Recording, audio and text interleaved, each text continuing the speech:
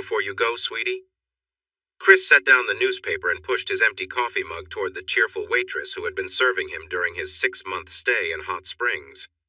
As usual, she filled his cup right to the top without looking. When she didn't walk away, he glanced up at her. "Julie?" he asked her directly. She sighed and offered a small smile. "I guess you know me too well, sweetie. I have a favor to ask." "Of course, I'll do anything for my favorite waitress, especially on our last night together. Well, unless you want to run away with me," he joked lightly. When she gave him a hesitant smile instead of the usual playful banter, his mood shifted to concern.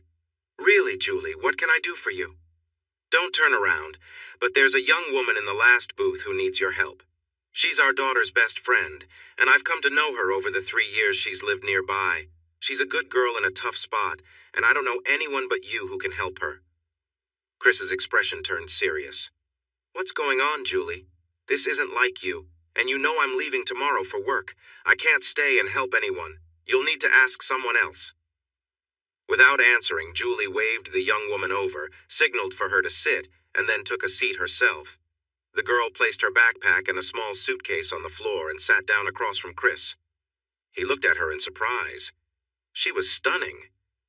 Dressed casually in faded jeans and a hoodie, her face was striking. She resembled a movie star. "Chris Alexander, this is Joe Kennedy. Joe, this is Chris Alexander. He's a new friend of mine. Well, he's been a friend since he arrived here over 6 months ago. He's the person in charge of renovating the historic bathhouses along Bathhouse Row, and I happen to know he's a really good guy. Trustworthy and mature," his boss said when he visited the job sites. "Chris, Joe is a star athlete at Hot Springs High School who graduated with high honors. She's a wonderful person, smart, and very mature for her age. She's had to be, because her family situation is quite difficult. She needs your help, and she needs it tonight. I know you're headed to Fort Worth, and Joe needs a ride with you. No, she's not in any legal trouble or something like that, but she really needs to leave this place, and she needs to do it soon. She was going to take a bus, but I asked her to wait and see if you could give her a ride. Listen, Joe just found out she got a scholarship to TCU in Fort Worth, and she needs to get there and prepare for the next semester. There's more to her story, but really it comes down to this. Can you give her a ride tonight?" Chris took a moment to gather his thoughts, his mind racing as he tried to understand enough to make a good decision. He looked at Julie's worried expression, then at Joe, who seemed calm and determined. He asked, "How old are you, Joe?" In a sweet voice, she said, "Today is my birthday. I'm 18. He glanced back at Julie's hopeful face, then turned to Joe, pointing at her backpack and small suitcase. "Is that all you have?" "Yes," she replied simply. With his mind made up, he said, "Joe, I'm on a tight schedule. I plan to drive through the night, crash for a few hours at the company apartment, and head to the office around noon. I can take you to your new place if it's close enough. If not, I'll arrange a taxi." Julie opened her mouth to speak, but Joe quickly said, "That will be fine. Thank you for the ride." Joe picked up her backpack and suitcase. She and Julie hugged for a few seconds before Joe stepped back, waiting for Chris to stand. He put a $20 bill on the table, told Julie he would miss her, and smiled at Joe. "Let's go." Joe followed him outside to his company truck. He opened the back door, placed some boxes in the truck bed, adjusted his things, and set her bags in the clear space. She reached for the door handle, but he opened it for her and motioned for her to get in. Once she was seated, he closed the door, walked around to the driver's side, and started the truck. As they drove away, Joe waved at the restaurant. He saw Julie standing at the door and gave a quick honk as they headed toward Highway 270. Joe stared out the window for a bit, then asked, "How far are we from Fort Worth?" "Probably 5 or 6 hours, depending on how many stops we make," he replied. "That's why I drive at night. During the day, it takes longer because of the traffic." They rode in silence until they left Hot Springs. Chris turned on the XM radio to Willie's Roadhouse just in time to hear Johnny Cash sing "Sunday Morning Coming Down." He tapped his thumbs on the steering wheel and sang along, not caring that Joe was watching him with a smile. He would drop her off in Fort Worth, and after that they would probably never see each other again. So her not appreciating his singing didn't really matter. Waylon and Jesse sang "Storms Never Last," and then Waylon, Willie, and Jerry Jeff took their turn with "Luckenbach, Texas." That made Chris want to sing along. Joe knew the words, so she joined in. Dottie West was singing a lesson in leaving, but he wasn't paying much attention to that. Instead, he turned to Joe and asked, "So, did you grow up in Hot Springs?" She laughed a little. "Not exactly. I went to school there for 3.5 years, but before that, we lived in little towns like Boonville, Bluffton, Sims, Washita, and Mount Ida. Then my mom met a chicken farmer near Pleasant Hill, just south of Hot Springs. My mom had big dreams, but she could never quite leave the Ouachita area." Chris laughed. "So, you're Joe from the Ouachita?" "Don't say it," she replied, though she smiled a little. "Johnny Duncan and Janie Frick," he added. "She really liked them. But you aren't a cowboy. This isn't 98. I'm not a sweet country girl, and this isn't the Bill Mack show, so I guess that's where it ends." "Oh, come on! You've got to see the funny side me stopping for coffee, you hitchhiking, Texas-bound, all snug in your worn jeans." "Well, you aren't the best I've seen, but your plates are from Tennessee, so there's that. Want to stop for some Strawberry Hill?" "I'm only 18. You could get in trouble," she said, pretending to be shocked. "You know we should do this. Ready? I'm not singing a duet with you. Your voice. Come on, just sing with me. It'll make the trip more fun." He beamed until she finally smiled back at him. Then he started singing, "Life can be great on the interstate when you're driving through Arkansas. I won't forget the day I met the girl from the Washita." Joe shook her head until he got to Janie's part. For a moment, she hesitated, then sang in a clear voice. She said, "Thanks for stopping. My name is Joe. You look like a cowboy to me." When she finished, he paused, amazed by how well she sang. She gave him an urging look and waved her finger. He cleared his throat and sang, "I said you're not bad for a country girl, all snug in your worn jeans." She jumped in, singing the chorus loudly. "Wild as a raging river is she. Joe holds my heart in her hand, sweet country girl. I'd give the world just to be your steady man." They finished and laughed together. Joe playfully asked, "So we just met, and I've already got your heart?" "Depends," he replied. "Are you wild as a raging river? Do you even have to ask? Most guys can take one look at me and know exactly what I am." In a playful country tone, he asked, "So is that what moving to Texas is all about?" "Trying to break free from your family and be more independent, huh?" he asked with a playful smile, but she looked away, her expression changing. "I was just joking. Julie mentioned you're a great student and got a scholarship for college. I didn't mean to upset you. I'm sorry." She turned back to him, looking serious. "You should know about this. It might be important later. Honestly, I'm trying to escape my mom's disrespectful boyfriend and his troubling sons. They started bothering me 3 years ago when my body started changing. I talked to my coach, who told the counselor, and they got child and family services involved. A sheriff came to check on things. The counselor warned them that anyone hurting a minor would face serious consequences and become registered offenders. The deputy took them outside and told them my family would call if anything happened to me. If they did not stay away, they could end up in front of a judge. They seemed to take it seriously, but about a month ago, they started reminding me my birthday was coming. I overheard them talking about a party for me that night. They mentioned drinks, drugs, and shady characters. They said they wanted to turn the celebration into something else entirely, and I would be at the center of it. My mom is struggling with drinking and drugs, and she thinks I need to grow up quickly. Her response when I tried to talk to her was that I needed to help out more. Honestly, she's never really protected me. So I began planning my escape, and Julie offered to help me until I get to college, just in case things got too tense before my birthday. She thought you might take me with you to Texas, and here we are." Chris sat still for a moment, focusing on the road. "You are quite a mystery, Joe. You seem like your age, but your life has made you much wiser than you should be. I can't imagine going through what you have and keeping it together like you do, or at least trying to. I have a feeling you will thrive at TCU just like you did at Hot Springs High School. What are you planning to study?" "I want to focus on education, but I'm also interested in psychology and human behavior. I hope to continue with graduate studies in counseling." "Wow! When I was your age, I was just trying to pass my first-year classes. You already have a plan for the next 6 years." She smiled.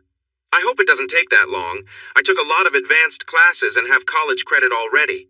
I think I have 36 hours, but TCU won't accept 4 of them." He shook his head with a smile. A mystery wrapped in wisdom. And I guess you think you're very smart too? What's your IQ? I've been told I could join Mensa, but I'm not sure about that. What about you? You studied engineering in Tennessee and managed all those workers fixing the bathhouses. You must be smart too, she said, raising her eyebrows in curiosity. I'm not Mensa material, but I'm not slow either. I actually have a degree in engineering technology management, focusing on construction management. My dad is a contractor, so I grew up on construction sites. So, Mr. Alexander, you keep asking about my age. How old are you? Joe, you were in 5th grade when I was a senior. I'm 25. You see things in a funny way, Mr. Alexander. The difference between 18 and 11 is much bigger than between a mature 18 and a less mature 25, not to mention the difference between 41 and 48. You're not really that much older than me, so don't start acting like my older brother. After she said this, she wrapped her arms around herself, and they sat quietly for a while. He thought about her words and realized she had a point. She was a very mature, independent, and confident 18-year-old, while he felt less so at 25. Sure, he was confident around construction, but in social settings with women his age, he felt shy and unsure. He hadn't always felt this way. He was a star athlete in high school and had even been elected president of the Student Government Association at university in his junior year. He made the dean's list every semester, was part of a popular fraternity, and had many girlfriends before he fell in love and it all went wrong. His sigh caught Joe's eye. Do you want to talk about it? I'm a good listener. He let out a forced chuckle. I think I'll pass. It's something I want to forget. Something or someone? She probed.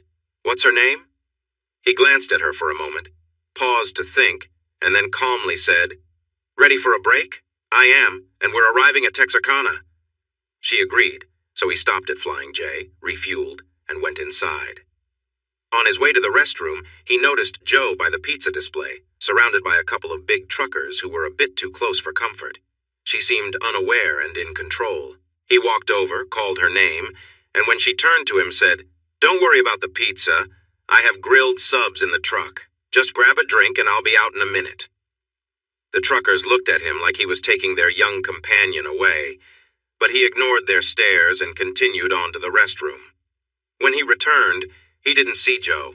He looked around, got his drink, and walked back to the company truck. She stood beside the truck with 2 truck drivers still talking in her ear. He opened the doors. She climbed out, opened the passenger door, got in, rolled down the window, and said, Thanks for the drink, guys. As much as I appreciate your offers, I'm going to pass this time. Maybe next time, goodbye. The truck drivers glared at him, so he backed out, turned, and drove back to the highway. Your new friends weren't very nice. They didn't even say their names. Oh, that's not true, honey, she replied with a strong southern accent. They were very friendly and sweet, too.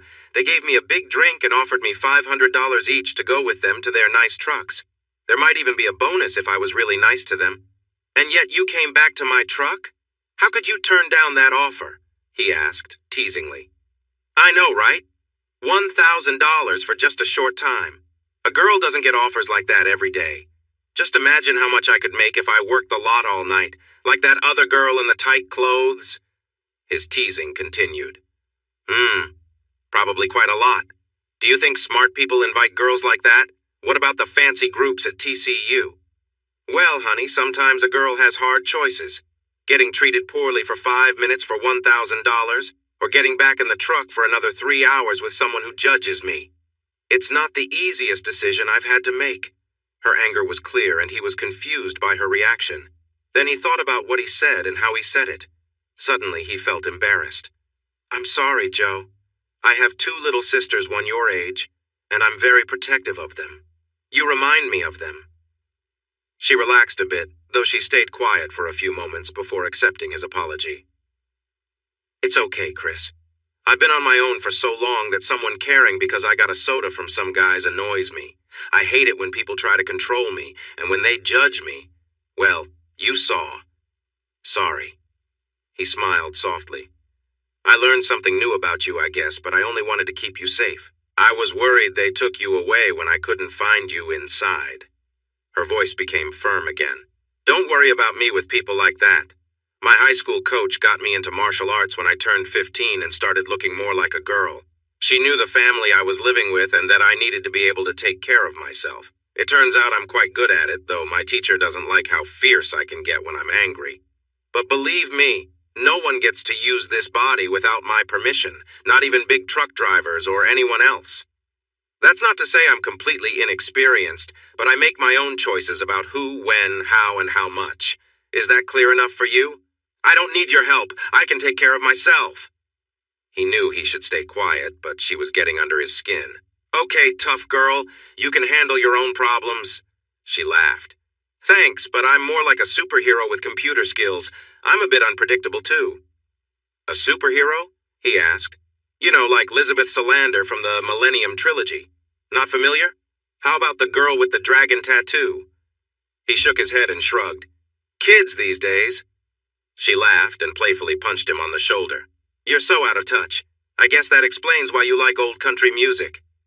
And that explains your attitude, Miss Youngster. She chuckled. I guess we are from different generations. He took a moment to admire her figure in the dim light from passing cars and thought, what a pity. She was quiet for a bit, and he was deep in his thoughts. This whole night felt strange. From Julie's request to stepping outside his comfort zone to how easily they talked and sang together tonight was unlike anything he had experienced before. Their conversation was unusual. The girl seemed extraordinary. If she had really gone through what she said, and Julie's words seemed to back it up, then if she had faced those challenges and only came out with a tough exterior, she must be really smart. Oh, she showed a few annoying traits too, like asking for drinks from risky people, getting upset about his willingness to help, showing a quick temper and having a sharp tongue, among other things. But she had to be stepping out of her comfort zone as well.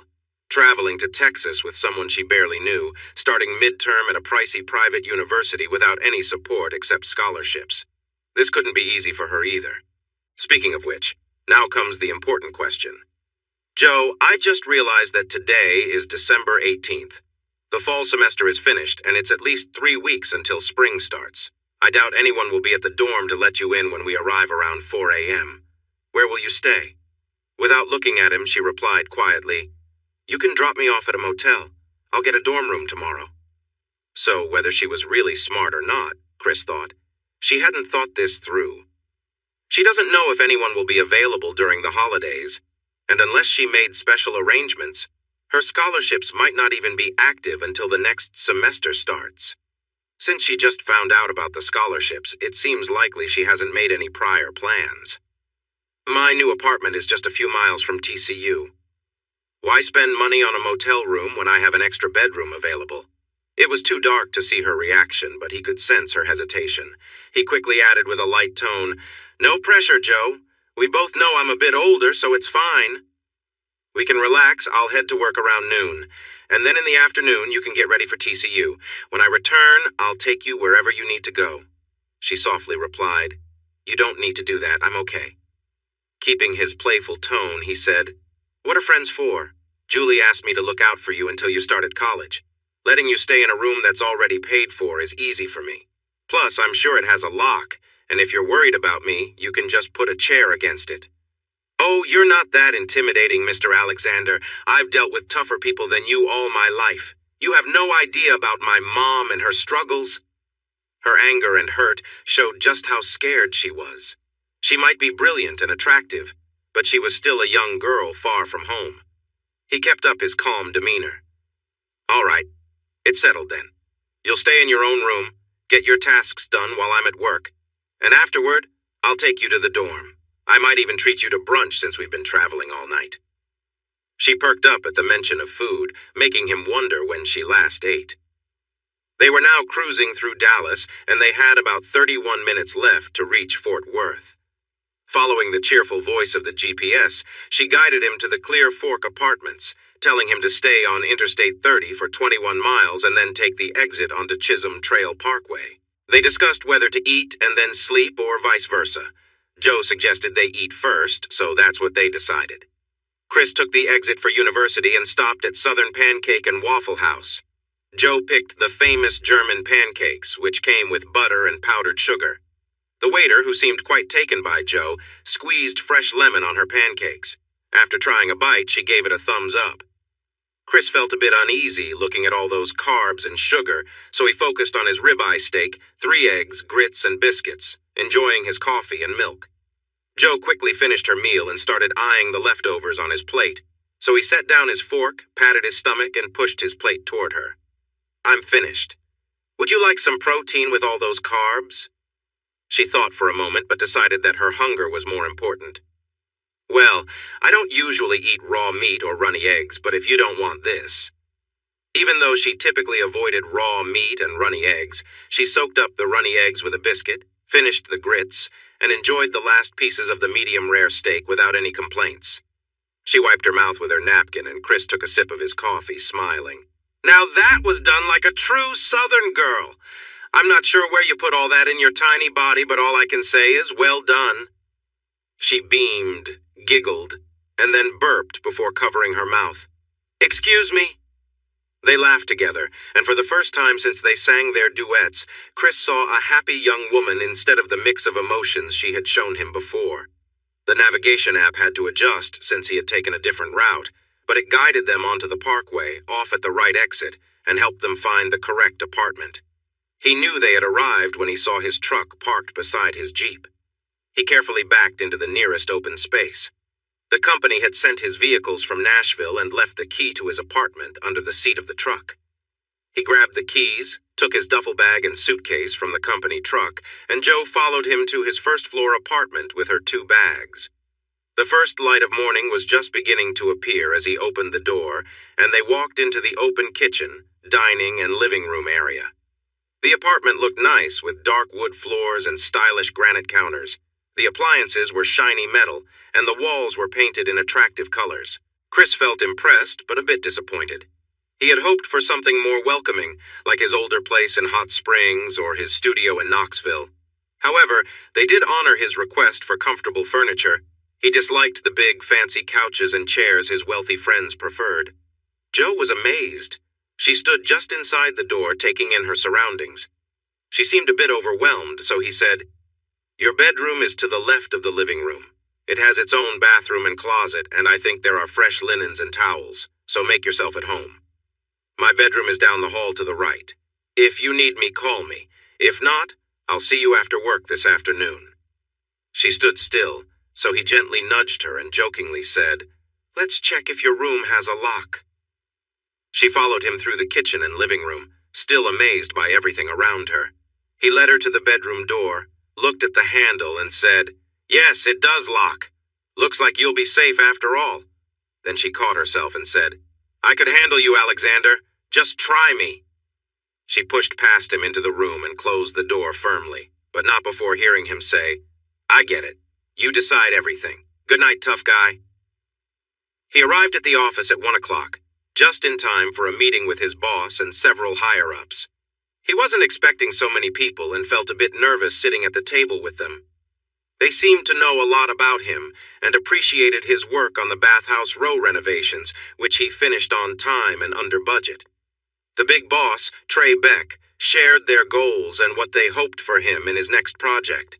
At just 25, with only 3 years at the company, it was surprising to be treated almost like an equal by such important people in a major construction company. While he had spent 10 years learning about construction with his dad's business back in Tennessee, he still felt like a small player mingling with the top management of a Fortune 500 company. After the meeting, they wrapped things up around 3 o'clock.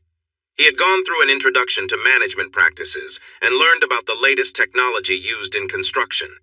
He felt he did well on that part, but he sensed they might have already known the answers to their questions. There were subtle looks exchanged among the managers, making it feel more like a surprise test. He left thinking he had impressed them, but wow, what a first meeting. After the formalities, the tone became more relaxed. Trey Beck invited him to bring a guest to the country club for dinner and dancing on Friday night. Tony Snowden and his wife wouldn't be there since they were going on vacation, but the rest would attend. Their wives would join, but no kids, and the dress code was cocktail. They said their goodbyes, and he headed to his truck. He wanted food and drinks right away. Then, He needed to find a date for Friday night who could fit in with the wealthy crowd at the country club. He knew many suitable young women back in Tennessee, but here, he wasn't sure. He didn't know where to begin. Remembering he needed to take Jo to her dorm, he decided to invite her out for a meal before dropping her off. Jo was happy to see him but seemed a bit shy. She wore jeans and a light blue hoodie with sporty shoes that matched. She looked cute, but there was a worried look on her face. "Is everything okay, Jo?" Sort of," she answered slowly. Then she took a deep breath and said, "The dorms don't open until January 7th, so I found a low-cost motel to stay at until then. You can take me there." He had guessed it.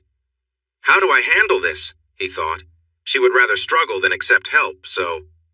"I see you have your bags ready. Can we grab a bite to eat before you check in? I'm pretty hungry."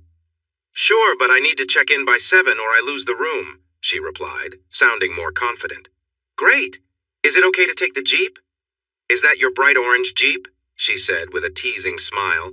"I thought it belonged to a young college kid." "It belongs to a proud 22-year-old student at the University of Tennessee," he replied. "The color is a bit bold, more like the other UT in Austin, but it was the best I could find back then." She laughed and looked surprised. "You were 22 and thought that was cool? You really are a bit childish, aren't you? Do you want a free meal? Or do you want to keep teasing me?" he asked playfully, pretending to be offended. She chuckled and walked toward the Jeep, stopping to look at it. "Too bright for you? Would you rather take the pickup?" he asked, pointing to his truck parked nearby. "You own that big truck too?" she replied, looking amazed. "Wow, a flashy Jeep, a fancy truck, and a nice place. How wealthy are you, Mr. Geek?" He tilted his head with a grin and replied in a playful accent, "I'm a young professional with comfortable parents, a decent job, and not much to spend my money on since I work long hours and my living expenses are covered when I'm working. So what if I have 3 vehicles and a big apartment all to myself? I enjoy nice things, I have the means, and I like to treat myself. But if I can get you to hop in one of these, I'll gladly treat you to dinner. You're not just a geek, you're a rich snob. But I would love to join you for a meal, rich boy. Where are we eating?" He opened the passenger door to the Jeep, let her in, and asked, "How about McDonald's?" Dinner at Papado's Seafood Kitchen was really nice. Jo enjoyed a lot of food and dessert, starting with shared raw oysters, boiled shrimp, and gumbo. They also shared a seafood platter and enjoyed a turtle fudge brownie with pecans and vanilla ice cream. Jo was full of excitement from the moment he politely seated her. She asked many questions about him, captivating him with her bright emerald green eyes, which had been hidden in shadows the night before. By the time she pushed her chair back and looked at the dirty plates on their table with surprise at how much she had eaten, saying, "If I eat another bite, I'll burst." His view of her had changed in a big way. His parents, especially his mother, loved The Princess of Monaco and owned all 11 of her movies. As a boy, he found some of those films dull, often seeing young Grace Kelly with an older man.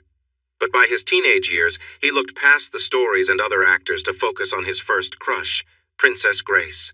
She was so beautiful and elegant, and she became his ideal of beauty. Until tonight. Or maybe it started last night in Hot Springs when Jo sat at his table, but definitely tonight, sitting across from her in bright light. She changed what beautiful meant for Chris. How unfair, he thought, that the first girl who has caught my eye since Becky hurt me is so young, a girl filled with anger and defiance, yet also innocent and incredibly lovely. When the waiter brought their bill, Chris paid quickly. He noticed the staff wanted them to leave as a large group was waiting at the bar. He didn't want to go yet. He knew rejecting her idea of going to the motel would upset her, but he did not want to let her go without a fight. In the Wrangler, he asked, "Where to, Jo?" She quietly read him the address from a note. He entered it into his map app and it gave a route.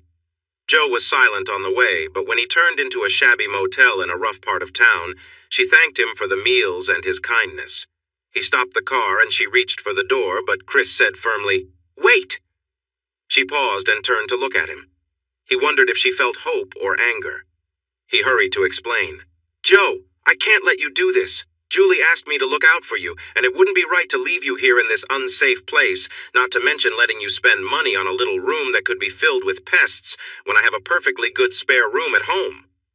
She seemed ready to argue a bit, so he quickly added, I know you like being independent and not relying on anyone, but how about we make a deal? Let's go to my apartment. You can help me set up my office and make it feel more cozy, and we can also go grocery shopping together. You mentioned you've been cooking for your mom and her boyfriend's family for a while. I'm not a great cook, but I'm okay with grilling and I can make a nice breakfast. I could really use your help while I get my new apartment and job ready. I'll be working from home for the next 2 days to set up my office, review the policy manual, and look over the early plans for my next project. Your help would be great. She seemed unsure, so he added, You could also help me make the place look nicer, maybe add some decorations. If that's not your thing, there is a good gym nearby, as well as nice trails along the river for walking, biking, or running, plus a large common area where you can spend time. You'll be helping me and saving some money for better living. She looked like she was thinking it over, but then her practical side won out over her doubts. Okay, she agreed slowly. But I will work for my room and board. I won't be doing anything else, is that clear? Yes, of course, you get to decide everything. Stop it, she said with a quick smile. I get it, so let's move on. Let's head to my new place. She caught herself and quickly adjusted. I mean, let's go to your plain new apartment and see if we can make it less cold and uninviting. But first, we really need to go grocery shopping. There's nothing to eat or drink in that big kitchen. And we don't have pots, pans, or plates either, do we? He asked. She shook her head, so he used Apple Maps to find the nearest Costco or Sam's Club. Costco was closer, and he had a membership, so it was an easy drive. The kitchen items Chris had in storage were old from college and in bad shape. He had hoped to include them in the high rent, but since that didn't happen, he decided to buy new things a young professional should have for entertaining. They started with kitchen tools and then picked out tableware and dining supplies. She had a good eye, read the labels carefully, and chose items that matched or looked nice together. Soon, their apartment filled up with boxes, so she went to get a cart for grocery shopping.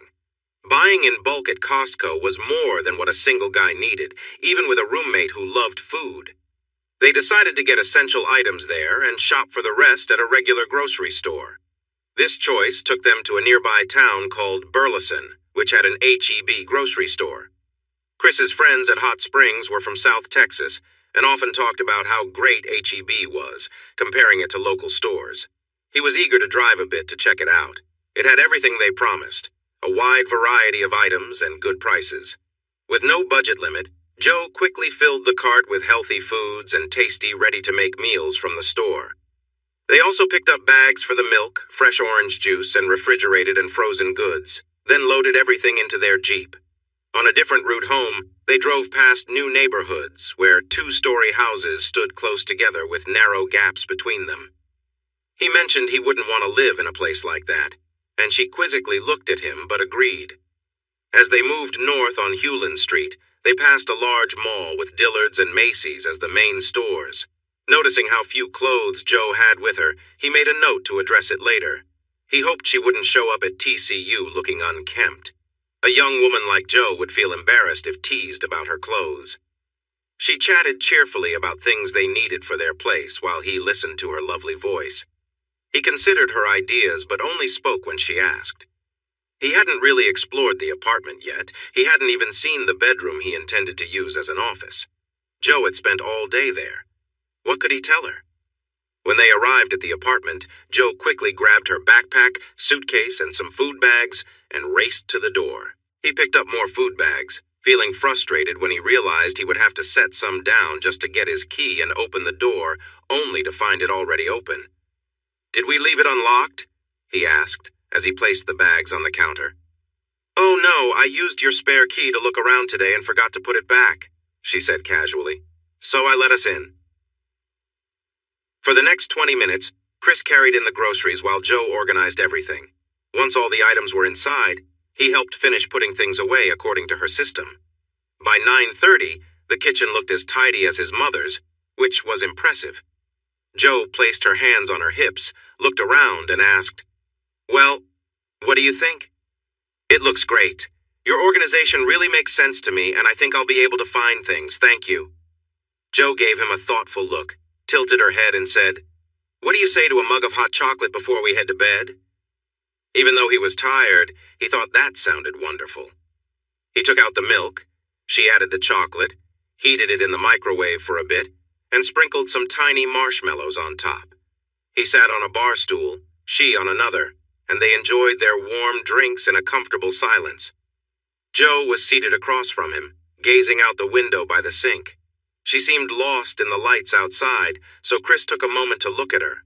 The lights reflected off her hair, giving her a warm glow.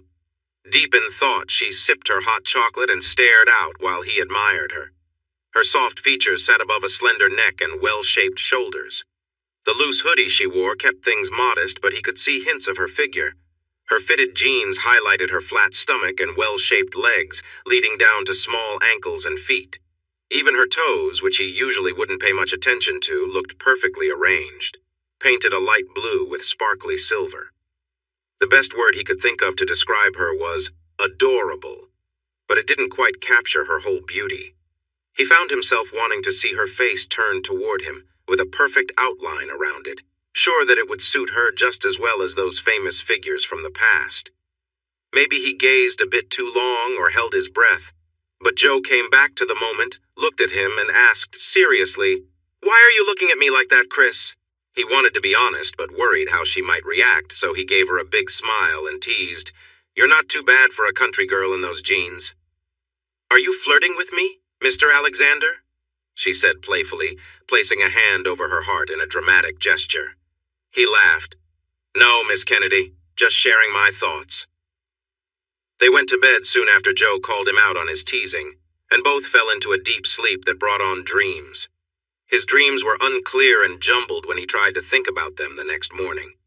Lying there, he thought about the mixed feelings he had for the young woman who had unexpectedly taken over his thoughts.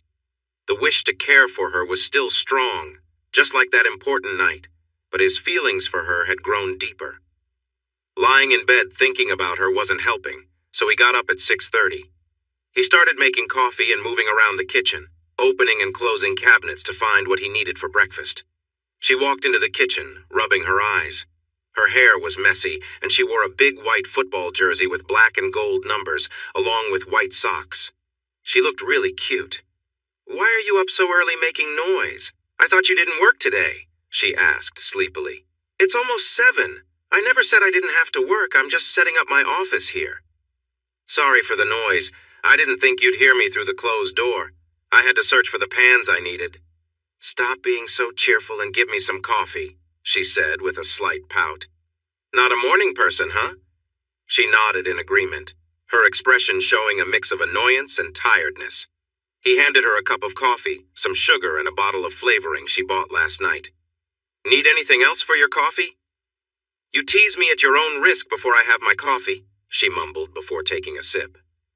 Chris turned back to breakfast and asked, "I'm making scrambled eggs, sausage, grits, and biscuits. Do you want some?" She definitely did. 2 of each. He shook his head at how much she could eat and still stay so slim. It was another mystery about her. As she ate, she praised the breakfast, her enjoyment clear from the happy sounds she made with each bite. He loved listening to her even more than eating his own meal, and the food was good. She helped clean up the kitchen, chatting excitedly about the meal, the new tableware, and how well they organized everything. He noted that giving her coffee and food first was the way to go for easier conversations. He could have sat there all morning, enjoying her cheerful voice, but she was ready to work on his new office, which was actually the smallest bedroom. A dresser and a bed took up most of the space, so Chris moved the dresser into the closet and the bed into a corner of the room. This opened up more space for his office. He took out his office chair and glass-top desk from storage, and they worked together to set them up in the newly cleared area. She teased him about the jumble of cords and chargers he had for his personal laptop, work laptop, printer, iPad, iPhone, and company phone. He added a wireless keyboard and mouse, set up the Wi-Fi, and connected the Bluetooth speakers. The computer desk and table were messy, but in a tidy way. She shook her head at him. "Do you really need all these gadgets?" "Hey, my phone is really old and ready for an upgrade, and my iPad is a generation behind. Sure, my laptop is new, but I got a great deal on it during a sale." She pulled an old iPhone from her pocket and held it up. "Yours is a XS, mine is a 6S, but it still works great," He laughed, but then turned serious and asked, "Do you have a laptop for school?" She looked away. "No, but I think the school has some. My other Dell is tucked away in the closet. I bought it last year and it was really good then. I moved everything off it and backed it up. If you think you can use it, we could update it and set it up for school. What do you think?" "Chris, you're too kind. I can't keep accepting your help. I'm not someone you need to take care of all the time. Joe, I have a perfectly good laptop sitting there and I don't need it. I could recycle it, but I'd rather give it to someone who can use it. No strings attached." She sighed, put on a smile, and said, "Thank you, kind sir. I can definitely use that. I guess it's kind of like recycling." He took it out, charged it, tested it, looked up the details, and ordered a bigger memory card. Without any fuss, he added another computer to his Office 365 subscription and cleared a spot for her laptop on the table. "Looks like we need another chair," he said. She laughed, picked up the laptop, sat cross-legged on the bed, set it on her lap, and started downloading the programs and apps she needed. He opened his work laptop and began reviewing specs for his upcoming tasks. They drank water and worked on their computers for hours. "Oh, sorry," Joe said with a giggle after her stomach growled. "Wow, it's past 2 p.m., Chris exclaimed. "Time flies when you're busy. Do you want to cook something or eat out?" "It's such a nice day. How about we grill one of the sirloins and some veggies? I can make a salad and tea and we can eat here," Joe suggested. He liked her idea, so he went outside to start a fire in the charcoal grill on the deck. He seasoned the meat while Joe prepared the squash and corn and made the salad. They worked together really well while she told him about the things she had been downloading and doing on her computer. He cut the sirloin steak in half because she wanted hers cooked thoroughly while he prepared his medium rare. She enjoyed her meal and pleasantly commented on how good it was. He found himself liking the little sounds she made when she was happy, but quickly thought, "No, don't go there. She's not just someone to flirt with." Then he realized that she would soon be the type of girl that many guys would notice, and that thought made him frown. After finishing their meal, they decided it was time for a workout, so they changed into shorts and to shirts. Chris felt a rush of surprise when he saw her in her workout clothes. She looked fantastic, especially her legs. They looked great in jeans, but even better now. What he could see under her hoodie didn't do her justice. He didn't know her size, but in her tank top, she looked just right for her shape. He knew he was staring at her, but she didn't seem to mind. In fact, she subtly showed off a little, watching to see how he reacted. She might be young, but she certainly knew how to put herself out there. To avoid embarrassing himself, he quickly looked away. They went for a jog around the apartment complex to warm up, then stretched, lifted weights, and went for a longer run on a nearby trail along the clear fork of the Trinity River. Whenever they passed other joggers or walkers, he purposely fell behind to let them through, but really, he just wanted a moment to admire her fit and curvy figure. After their run, they jogged slowly around the complex to cool down and check out the amenities. It was after 5, and as people were coming home from work, they noticed the attention they were getting. Joe waved and smiled at those they passed, which got them to return the gestures. Just a small-town girl, he thought to himself. At the clubhouse, they saw a poster for a hump day mixer happening that evening. Chris asked her, "Are you interested?" She smiled and said it could be fun. They should head home and freshen up. He noted her use of the word home and smiled to himself. A little later, she came out of her bedroom in a colorful dress that took his breath away. He was dressed in boots, jeans, and a polo shirt, expecting her to wear something similar. Instead, he found himself with an elegant young woman. She beamed at his surprised expression and asked, "So, do I look okay?" Yes, you look much better than okay. Shall we go?" He thought about getting his gun for safety, but chose to rely on his strength when the stairs turned into an unwanted chase. Dressed in faded jeans and a hoodie earlier, she seemed a lot younger now in her dress and short black boots. She would certainly attract a lot of attention. When they entered, the noise in the clubhouse didn't completely stop, but it did quiet down a bit while they got their name tags. At least 3/4 of the eyes turned to watch them. They made their way to the open bar. Chris ordered a bourbon on the rocks for himself and, as they had talked about, a Rob Roy mocktail for Joe. They headed toward the fireplace, but a group soon stopped them, and introductions began.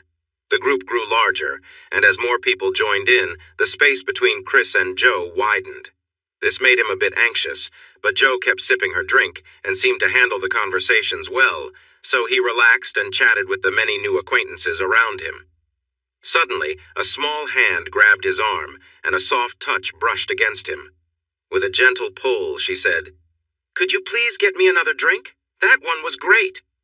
He noticed the endearment and looked down at her bright smile, returning the smile as he agreed to get them both another drink. He guided her toward the bar, noticing how many eyes were on them. "Are you getting as much attention as I am?" she asked softly, flashing him a bright smile. Chris chuckled and smiled back. "I don't think so. You look especially stunning tonight. I bet every man here has taken a good look at you, and some seem determined to come closer. Every time I looked up, there were more people surrounding you. These 20 and 30-year-olds are a lot bolder than the teens I usually see," she replied with a grin. "Except for you, of course. You're such a perfect gentleman." He sighed internally, knowing his thoughts weren't as noble. "You seem to be handling it all well. Are any of them standing out, or just the crowd in general?" She laughed. "The tall blonde in the fancy jacket, the flashy man in a cowboy outfit, the muscular one in the tight shirt, and the tall woman with dark hair are probably the worst. Do you mind if I stick by your side for the rest of the night? I don't feel comfortable with them. I've heard about things like date rape drugs, and they kept trying to buy me drinks." Chris felt a sense of alarm at her words, but kept his calm exterior. "I doubt anything bad would happen while you're with me, but it's smart to be careful. You know the rules. Don't leave your drink unattended, and don't take a drink from someone you don't know. If someone asks you to dance, make sure a trusted friend watches your drink while you're away." "Oh, I know all the rules. They taught us these things in school. This is just the first time I really understood why. School dances aren't the safest places." For the rest of the night, they acted like a couple. As they talked with others, Chris appreciated how easily Joe connected with people much older than herself. Her smarts and humor made her age seem unimportant. They chatted with a variety of people at the upscale apartment complex in Fort Worth, Texas. Chris learned that Joe was confident, charming, and had a great sense of timing in her laughter and comments. In fact, she was the best companion he had brought to an event like this, even better than Becky or the sorority president from his sophomore year. That thought kept coming back to him as they mingled. When they finished with their group and went to get drinks, an older couple they didn't know approached and introduced themselves. Even though the invitation said casual, Carla wore a fancy casual dress and stylish leather boots. Ken had on a nice watch, blue blazer, and gray slacks. It was clear they wanted to impress the younger crowd, and they quickly made it known that they were wealthy. They had recently sold their big house and moved to this penthouse apartment, planning to travel the world.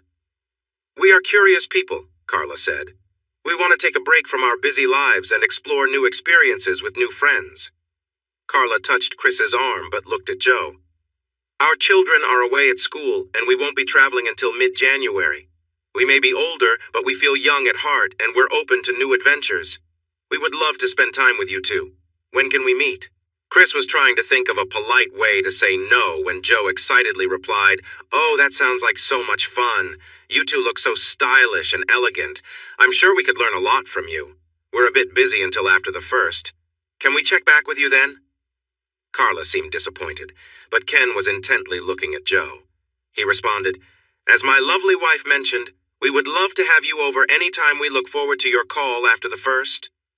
Joe playfully looked at Ken, touched his shoulder, and said, "Oh, you'll definitely hear from us. We can't wait." Then she turned to Chris and said, "I need to go to the restroom. Could you please get me a fresh drink and meet me by the bar? Nice to meet you, Carla and Ken." Chris was both amused and curious about how well she handled what could have been an awkward moment. How did she think of that so quickly and deal with it so calmly? He admired her quick thinking. Then an idea struck him. Could she be the person to take to the country club, to meet his bosses and their wives? It seemed silly given her age and background, but she was fitting in well with the different people tonight. She managed a small problem while he, the more experienced one, stood there unsure. With that thought, he decided to see how she would do in different conversations. They talked about world events, where she surprised him with her knowledge, sports, and local politics, which neither of them knew much about. She handled that topic nicely by explaining she had just moved here and asked others for their thoughts on candidates and issues. As the 2 hours went on, he noticed she had a special talent for getting people to talk. Her interest in what others had to say made them open up more. She was impressively calm and aware for someone her age. Back at the apartment, he praised her for how well she managed conversations and offered her hot cocoa with marshmallows. They sat on the couch, positioned to talk face to face. "Joe, 3 of my bosses asked me to bring a guest to the country club Friday night for dinner. Would you like to come?" She didn't look away. In fact, she gazed into his eyes. "Are you sure? That seems a bit beyond what I'm used to, and I wouldn't want to make you uncomfortable." "That's not a worry for me. After seeing how you connect with people tonight, I'm confident you'll impress them just as much. You interacted with many different people easily, and you seem comfortable talking with older folks, which they are. I'm sure you'll do great and have fun. So, if I'm not a concern, does that mean you'll come?" "Chris, I don't really have anything to wear for an occasion like that." "Maybe you should consider Claire, that pretty brunette we met tonight. She's single and wealthy, so I bet she knows the country club well." "I want you to come, Joe, not her. We passed a mall with stores like Dillard's and Macy's earlier. I'm sure we can find something nice for you. I'll buy your dress and even treat you to a visit to a salon if you agree to join me. You'd really be helping me out." He was captivated by her smile and excited when she nodded her head in agreement. It was a small step, but it felt good, moving away from the feelings of resentment and mistrust that had held her back. They left for the mall at 10 so they could arrive when the stores opened. The sales lady at Dillard's was happy to help Joe. "You're a perfect size 4 in ladies' clothes and a size 5 in juniors. You look great in everything you try on. We usually help girls who wish they were smaller, so it's nice to help someone like you." There were many options available in those sizes, almost too many. After trying on several party dresses, Joe came out wearing a little black dress and 4-inch black heels. The dress had a simple square neckline, no sleeves, and wide straps. It ended just above her knees, and she held a small jacket casually over her arm. While it was not revealing, the dress looked very nice on her in a classy way. The expression on his face said a lot. "I told you, honey," the sales lady said with a smile. "It's perfect for you. Just look at him, he's speechless. Older men will admire your style, and their wives will notice too." They walked away laughing, happy with her choice. A few moments later, they called him to the front so he could pay for the little black dress and the black sweater dress with red and white trim and buttons that he was eager to buy. She had tried it on earlier, and at his request, she modeled it again, asking if she should get it too. He nodded. The smiles on Joe and the sales lady's faces showed that they could tell he liked the sweater dress and the knee-high boots, and they were enjoying teasing him with it. The 2 dresses and boots she had chosen were all on sale for the holidays, and he was glad that they cost less than the other dresses in the store, but looked even better. The sales lady gave Joe her card and told Chris it was a pleasure to assist them, encouraging them to come back any time. The mall was getting busy, and Joe was ready to head out. He suggested they check out Macy's sale for some casual outfits she could wear to class or at social events. She looked at him, but saw only genuine care in his eyes. Enjoying the shopping and his reactions, she smiled and said, "Okay, if you want to treat me, I'm all for it." But there was a challenge. There were so many great choices, and she looked fantastic in each one. He would have gladly bought her all 18 outfits she tried on. She told him that if he wouldn't choose, she would. Since he couldn't decide, she picked 5 outfits that got the most reactions from him and the crowd watching her model. She also got a comfy jumpsuit she liked. They carried the things they bought to Chick-fil-A, enjoyed some sandwiches, and then went back to the apartment. Joe went into her room and he could hear her moving around. "So, am I going to get a fashion show now?" he asked with a smile. She popped her head out and asked, "Really?" "Of course, but this time I want a proper runway show." She let out a big grin and said, "Take a seat on the couch." She started with the casual jumpsuit, then showed off 2 sets of tailored pants and blouses, a pair of blue jeans with a stylish top, and finally surprised him with a red dress he hadn't seen before. You just saw the little black dress, so this is my last one, she said, returning in a cozy sweater dress. As she walked around and wore the clothes, he held a throw pillow in his lap the whole time. The last two dresses changed everything for him. To make things more interesting, she played a DVD called Ballroom Dances. These are the kinds of dances we might see at the country club, right? He nodded in agreement. She took his hands in hers and said, Since we've never danced, we need to practice so we won't feel embarrassed. He tried to calm himself, but he couldn't help feeling nervous while they learned the proper way to dance a waltz. She seemed to focus on the steps and guided him, which helped him relax. Chris's family had taught him ballroom dancing, as was expected in their social circle. It surprised him that Jo, a girl from a quiet area, was even better at it than he was. The same coach who got me into martial arts also introduced me to a class called ballroom dancing. I found out I was pretty good at that too, Jo explained, as if she read his mind. They took turns dancing waltzes, polkas, two-steps, foxtrots, and even the tango. She was light on her feet, anticipating his every move, making them dance like they had practiced together for years. It was just early afternoon when the music stopped and they congratulated each other. She went to change, but before entering her room, she turned back and asked, "Want to go for a run along the river? I think we could both use some exercise, and you seem to enjoy the views along the trail." He felt she knew the view he appreciated the most, and the top and shorts she put on looked good. The sales tag was still on the shorts, but he didn't say anything. He was happy to pay for something that looked this nice on her. It was a bit chilly for her running outfit, but the only change he noticed was that the top fit snugly. They ran side by side until they came across other people on the trail, then he would drop back and run behind her. When he caught up again, he saw her playful smile, and he knew she was aware of his attention. At that moment, he didn't mind. Yes, she was younger than him. No, he wasn't going to pursue someone under his care. Putting those thoughts aside, she was everything he found attractive, at least in looks. The tension and mood swings she had before seemed to have faded since they moved into the apartment. He fell behind to let a bicyclist pass, and she caught him looking when she glanced back. She smiled and gracefully continued running ahead. If she didn't mind his admiration, he intended to appreciate her while he could. They stayed in that night. They watched a movie, ate popcorn, and drank hot chocolate. She wore her favorite shirt, which displayed her lovely legs. They started with Jo sitting at one end of the couch, but sharing the popcorn meant passing it back and forth, so she moved to the middle and held the bag with her feet on the coffee table. Each time he reached for popcorn, his thoughts wandered. After the movie, he took a long shower to relax. Jo settled down for a quiet evening in her room. Jack had learned how to make breakfast tacos from his Texan roommate, so he made egg and bacon tacos with cheese and salsa for them. They shared a pot of coffee before diving into their projects. For lunch, Jo made a club sandwich, after which she planned to do her nails. He returned to his office to check emails from friends and work. The only message was instructions for entering the country club as their guest. When he came back out, Jo was on the couch with her feet on the coffee table, carefully painting her toenails. He paused to watch. Painting nails had never caught his interest before, but Jo made it seem special. She was so focused and her feet rested on the table, showing off her lovely legs. She looked charming. He stood watching until she noticed him. "Never seen a girl painting her toenails?" she joked.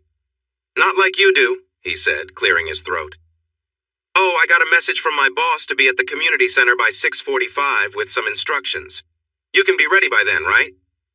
She was ready, stepping out of her bedroom at 6:20 in a little black dress, black tights, and high heels. She caught his surprised gaze and twirled, asking, "How do I look?" "Not bad for a country girl," he said modestly, thinking she seemed more like a city girl. She smiled brightly, asked him to help her with her jacket, and they headed to the truck. He mentioned that getting in and out of the truck in that dress without being too revealing would be tricky, but he thought the step bar on the truck would help. "Thank you for thinking of my modesty, kind sir. I haven't been in your nice truck before, so let's see how this works. Oops, sorry about that." He turned red and quickly got back to the driver's side, trying to focus on the road instead of her lovely legs peeking out from the dress. "So, what should we say our story is?" she asked. "Should we tell them the truth, or is that too awkward?" Do you have another story you like better?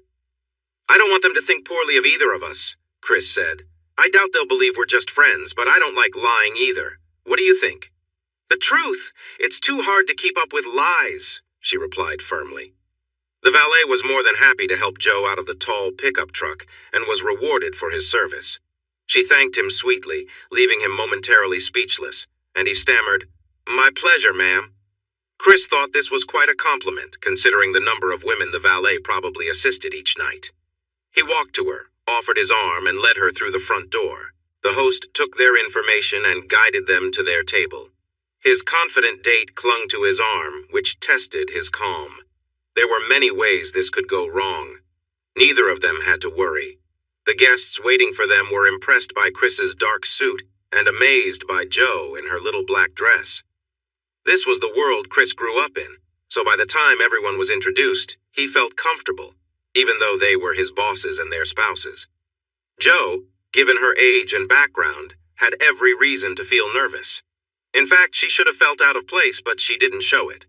Chris knew her well enough to notice the slight tension in her smile, but no one else did. She greeted everyone confidently and accepted handshakes and friendly gestures gracefully. She repeated each name after introductions to help remember them. Joe seemed calm, sure of herself, and relaxed. Sandra Beck turned to Chris, tilted her head, and said, "I see you don't remember me, but you were much shorter the last time I saw you. I bet you remember your mom receiving calls from Sandy on her birthday, right?"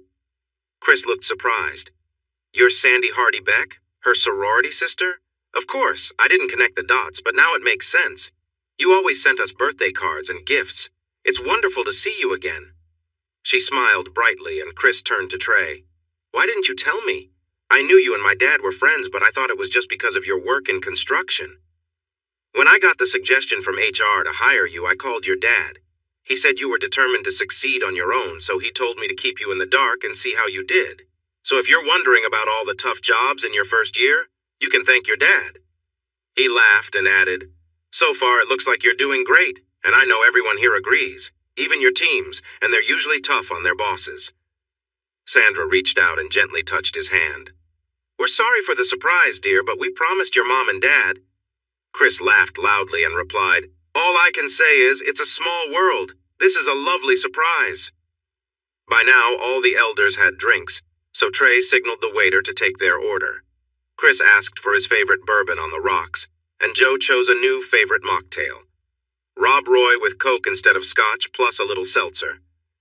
This drew curious looks from the other ladies, but they didn't comment. Instead, they began to ask Chris and Joe a lot of questions. "So, you two make such a beautiful couple," Sandra Beck said excitedly. "How do you know each other?"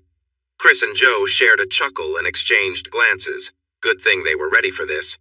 Joe said, "You should tell them." With a big smile, Chris started a simple version of their story. Chris was working in Hot Springs to help fix Bathhouse Row. Joe had finished high school early. She was living with a friend who introduced her to Chris. She needed a ride to TCU, and Chris offered to drive her. During the trip, they became friends. Chris noticed the frowns on the faces of the three men, so he quickly explained that Joe was 18 and had left a hard family situation behind. He assured everyone that their friendship was completely appropriate. While his explanation was honest, he knew it didn't give the full picture, and he expected the women would want to know more, which they did. Rebecca Elliott, the wife of Chris's boss, asked where Joe was staying.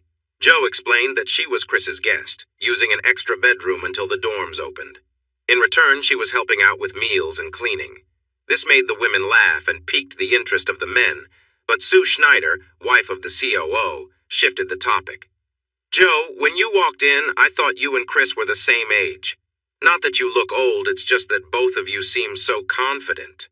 How is it that someone your age carries themselves so well?" Joe glanced at Chris, who shrugged.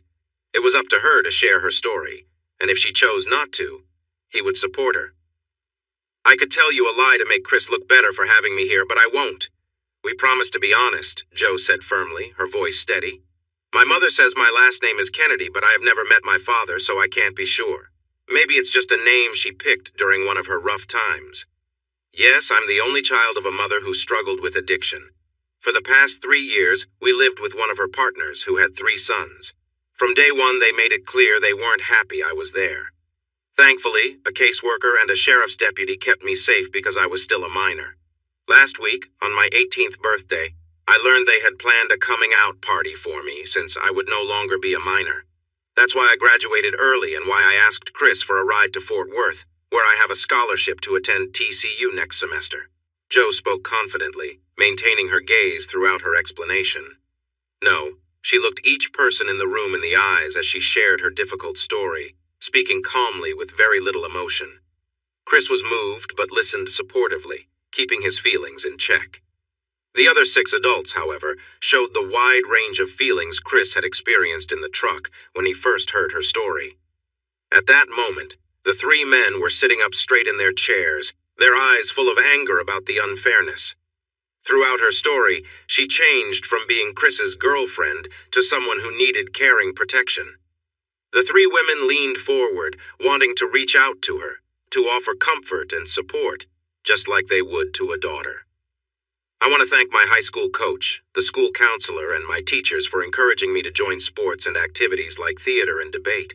They helped me build my skills and taught me to face challenges instead of running away. Hot Springs High School was like a village that guided me during my tough teenage years. I also owe thanks to my mother. Her indifference and the example she set helped me grow up faster than many of my friends. It's not a happy story, but it's mine, and I hope it makes me who I am today. Jo took a deep breath, trying to move past the emotions around her, avoiding Chris's gaze. You might think I'm trying to repay him in some way, but I promise Chris is way too much of a gentleman to accept anything like that. In my life, I've dealt with many men like my mother, and boys who only cared about their own interests. Christian Brady is the only man, besides Deputy Schillings, with whom I've truly felt safe. He's also the only one, apart from my teachers, who seems to care about my future. I left home with just one nice dress, some jeans, shorts, hoodies, and 2 pairs of shoes. He bought me this dress and shoes so I could be here tonight, as well as 6 other nice outfits to help me feel prepared when I start school. By bringing me here tonight to meet all of you, knowing this is a new and scary experience for me, he showed that he believes in me. She looked down for a moment, then back up, seeing sadness on everyone's faces. I can tell my story has upset you, and I'm sorry for that. Maybe I should have kept quiet. I didn't mean to spoil our special evening. Chris told me to be honest if asked, so that's what I did. I apologize if I upset anyone, and I hope we can talk about nicer things now. Chris cut through the awkwardness. Jo didn't mention everything about her life. She's an award-winning athlete in 3 sports, a talented actress who sings beautifully, graduated at the top of her class, and is even qualified for Mensa. In just 2 months, she created a resume and applied for admission and financial aid at several universities. They all accepted her, but TCU was especially confident in her, offering her a full scholarship for the spring semester at this expensive private school. To me, that's what matters. She is who she is. She hasn't let a hard life hold her back. She has used her many skills and talents to rise above that and take advantage of opportunities. You know my parents, so you understand that I never faced the same kind of challenges. I can help her move forward, and I'm excited to support her because I know she will make me proud and all her supporters proud too. As Chris spoke, he had a cheerful look, like he was talking about a younger sibling or friend. When he added that he knew Jo would make him proud, his glance and smile were full of emotion that everyone noticed, and Jo felt deeply. For the first time, Jo's eyes filled with tears, and her lips trembled a bit, prompting the 3 women to quickly take her to the restroom. The 3 men shared knowing looks, but no one said anything until Trey suggested they have another round of drinks. Chris tried to hide his embarrassment for showing his feelings when he wanted to focus on celebrating Jo and not on things she couldn't control. Little did he know, he had done so much more. When the women returned, the men had stopped talking about the Cowboys' failed season and were discussing the underdog Longhorns against the Georgia Bulldogs in the Sugar Bowl on January 1st, and the Horned Frogs' chances against the California Bears in the Cheez-It Bowl on December 26th. They stood up courteously as the women approached, all smiling and chatting happily, with Jo walking between Sandra and Rebecca. Jo looked a little shyly at Chris as she sat down, but he greeted her with a warm and friendly smile. Their waiter came over with a menu, and they looked it over before making their choices. At Sandra's suggestion, Joe ordered the chicken piccata with lemon sauce and capers, and the other women followed suit, while the men chose prime rib. Trey asked if anyone wanted another drink before the meal, and everyone said yes. Before Joe ordered, Sandra leaned in and said, "Sweetie, there's a tasty mixed drink we let our daughters have when they were your age. It's called a bocce ball, and you'd need to drink quite a few to feel its effects. Would you like to try one?" Joe glanced at her friend and said yes. "And a bocce ball, but make it with club soda instead of vodka for this young lady," Sandra ordered. A bocce ball turned out to be a mix of orange juice, a splash of amaretto, and club soda. Joe enjoyed it and thanked Sandra. They probably shouldn't have served it to her, but she accepted it anyway. During dinner, Joe led the conversation, keeping it cheerful and light. She wanted to hear about everyone's families. Each couple shared their stories, and Joe listened attentively. She loved hearing about the joy their children and grandchildren brought them and asked them to share more. She wanted to know all the details about what made their families unique. The proud parents and grandparents happily shared stories, making their descriptions even richer. Chris was also interested in their family stories. He learned things that would help him be a better worker and friend, feeding his natural curiosity.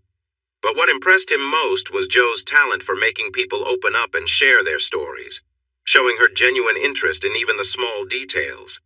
He admired how well she handled the more challenging moments of the evening and wondered about her ability to bounce back so swiftly. Was it her charm at work, or did she have hidden skills?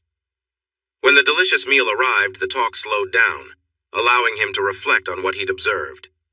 Joe remained a mystery to him. After dinner, while they enjoyed another drink before the orchestra started, Sue Schneider asked about Christmas plans. Joe looked at Chris in surprise, as if she just realized it was December 22nd. "Well," Sandra asked, "what are your plans, Chris and Joe?" Chris glanced at Joe and then the others. "I wasn't sure how much time I would have off because of a new project, so we made plans back at Thanksgiving. My parents and siblings are driving down tomorrow in Dad's motorhome. They should arrive early on Christmas Eve. We're celebrating Christmas in my apartment, so I need to get a tree and some decorations in the morning. Like Joe says, my place doesn't feel very homey, but I hope she will help me make it welcoming." "Your parents are coming?" Joe asked in shock. "Why didn't you tell me? I don't want to mess up your family gathering. I can find a room somewhere." "Ha ha!" Sandra jumped in, wagging her finger at Joe. "If you do that, his family will come looking for you and bring you back." I spoke with Deborah on the phone right before we left, and she was really excited to meet the first girl Chris has mentioned since his engagement ended badly. Joe still looked worried, but Trey said, "Joe, they are the kindest people, and they will love you. Just relax and be yourself. You'll impress them just like you have everyone at this table tonight." As luck would have it, the orchestra began to play, and everyone got up to dance. "When were you going to tell me about this?" she asked, a bit upset as they danced smoothly together. "In the morning when we were going to get decorations. I thought you might react this way, but my family really wants to meet you. No pressure, Joe. They are truly nice people, and my little sisters promise they will be your best friends by Christmas." "What will they think of me, Chris? That I'm just after your money?" "Joe, that's not it at all. We have always welcomed students who couldn't go home during the holidays. It's just being friendly. The same goes for friends needing a place to stay. We Southerners believe in hospitality. It's not a big deal. They know you are staying in my spare room, and they don't mind at all. Please don't start doubting our friendship now." What did she mean by the first girl he's mentioned since his breakup? Have you talked to them about me? Of course. I talk to at least one of them every few days. I even sent them a picture of us at the mixer because they were curious about my new roommate. I see that look, but I'm being honest. My sisters think you look very nice, and they can't wait to be your friends. Mom and Dad just want to meet you. They even got you a gift, so we'll need to find something for them from you tomorrow. No, we won't. I have some money saved, and I'm going to buy gifts for your family and my roommate. You've already been so generous. Okay, we'll shop as soon as the stores open. I'll show you some pictures of my family and what I already got for them. You can ask all the questions you want, and I might have a few ideas too. But as for me, Just being my guest tonight and charming my bosses and their wives is the best gift you could give me." She tilted her head and asked playfully, "Is it really? The best gift I could give you, I mean?" She smiled, and he turned a bit red but quickly responded, "Are you flirting with me, Lady Joe?" She giggled and pretended to be shy, but the smile stayed. After the dance, they returned to a table of laughing adults. "So, Joe, what did you say to your roommate to make him blush like that?" Sandra asked while taking a sip of her drink. "Oh, I was just having a little fun," Joe replied. "He's easily embarrassed about some things," she said with a smile. Chris looked down at his drink, trying to avoid eye contact. He turned even redder when everyone laughed at Joe's response. When the music started again, everyone moved to the dance floor. He felt fine dancing to the waltzes, foxtrots, and two-steps, keeping his distance while admiring her graceful moves. Then they played a tango, and watching her dance nearly overwhelmed him. She moved with such skill, and every time they separated, her hands would lightly touch his arms. It was hard not to get caught up in the moment. He wasn't the only one captivated. A small crowd gathered on the edge of the dance floor to watch her. His relief when the dance ended didn't last long, as the band switched to Rock Around the Clock. Joe danced with energy, and her beautiful dress really showed off her fantastic moves. Chris noticed less and less people on the dance floor, with everyone's attention now focused on them. He wasn't a professional dancer, but he tried to keep up. The band noticed the audience's interest and played longer than planned. They earned a loud round of applause when the song finally ended. Luckily, the music changed to a slow country two-step, bringing her into his arms. It felt nice to hold her close, but he wasn't used to such closeness, making him feel a bit flustered. As they turned together, she playfully leaned against him, then gently moved away. He looked down at her smiling face and realized she may have done that on purpose.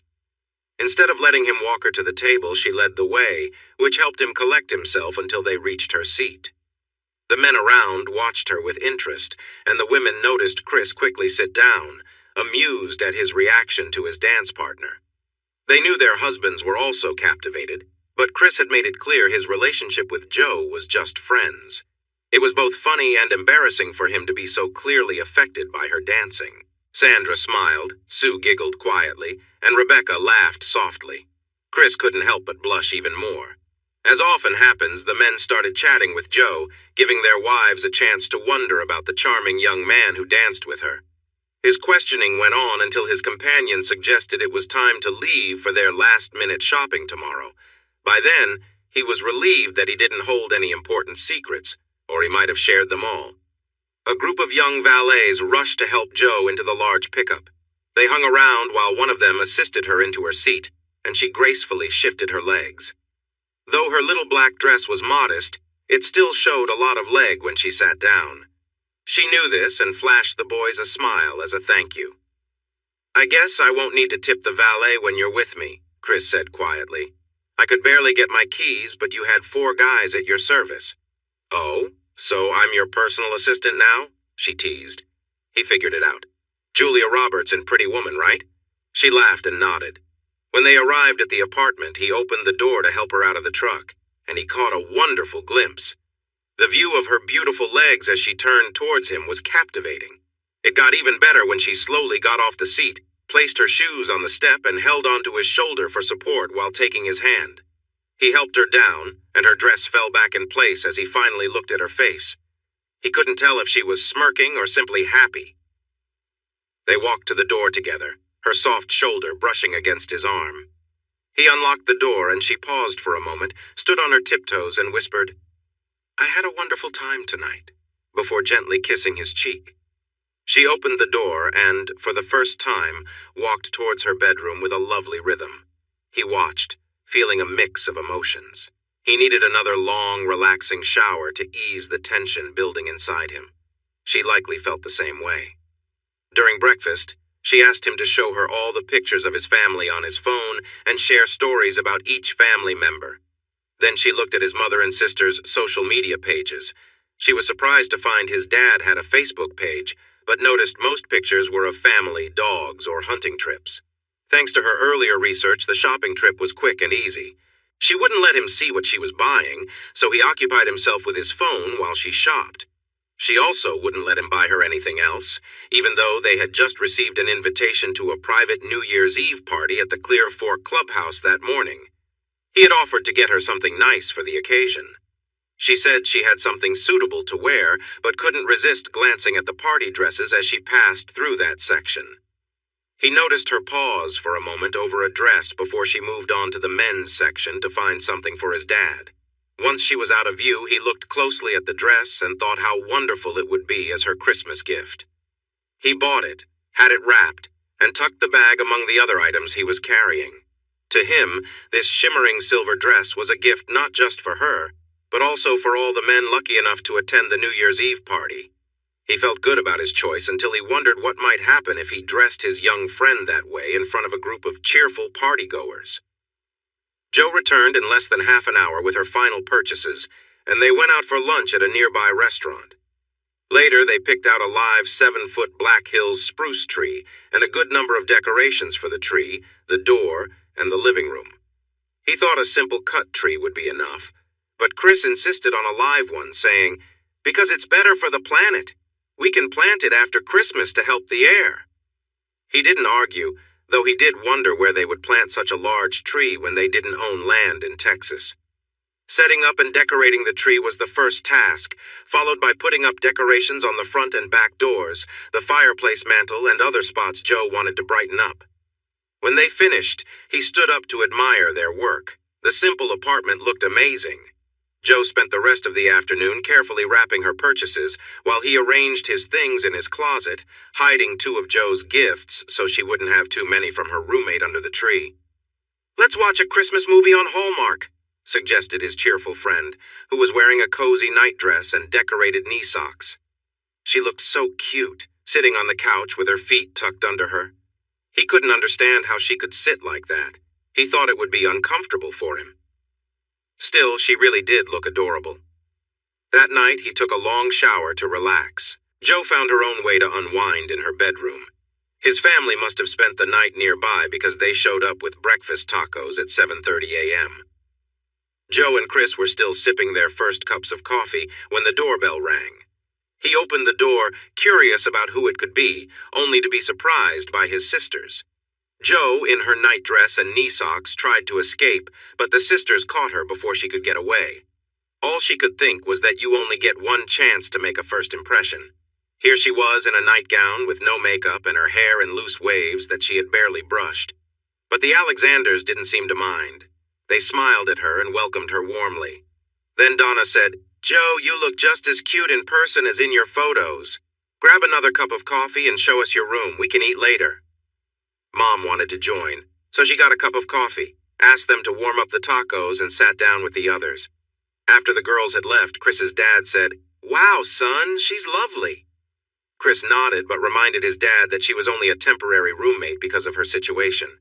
His dad smiled and said, "Your mom heard from Sandy Beck last night. Sandy thinks you're sweet on her, whatever that means." Chris got his dad a cup of coffee, heated the oven, and moved the foil-wrapped tacos to a covered dish before turning back to his dad. "I can't deny she's attractive, but our meeting has a story only she can share. So let me assure you our relationship is just friendly."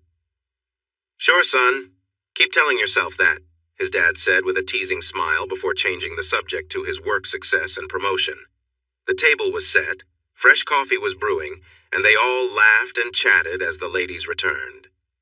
"Bubba, her room looks so nice and yours is so plain. You should let her help you decorate," said Donna, his youngest sister.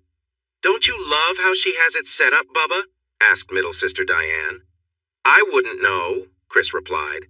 "I haven't been in it since I helped her move in." The women all looked at Jo, who shrugged and said, "That's right. Today was the first time I entered his room. But I agree it could use some color. Maybe we can all work on it while I'm here." The timer rang, so Chris moved the tacos, salsa, milk, and orange juice to the table. The women filled the conversation. Diane mentioned she knew 2 friends who had attended TCU before moving to Vanderbilt. She offered to share her experiences with Jo. They talked about sororities, clubs that Jo should think about, the importance of supporting teams, and then shifted to what to expect in classes and grading. Even though she was in high school, Donna was taking all advanced courses and wondered if she should also apply to TCU. Then Diane would be in Nashville, and you all could see all three of us in one trip. This sparked a lively discussion among the Alexanders about the schools she had been accepted to, and if it was too late to apply to TCU. Joe and Chris listened, exchanging smiles. Once that conversation died down, they wanted to tour the apartment complex. Joe took the lead since she had explored more than Chris. He was surprised at how many people greeted Joe by name and introduced themselves to his family.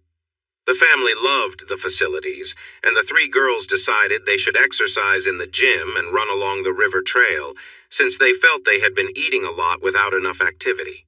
They convinced Chris to join them and persuaded Mom and Dad to at least work out with us for a bit. After warming up and stretching, the four younger ones did intense weight workouts, stretched again, and then headed out on the trail while Mom and Dad continued their easier workouts in the gym. With his sisters by his side, Chris led the way on the trail while the girls followed. He wanted to follow Joe, but looking at his sisters felt awkward, so he took the lead.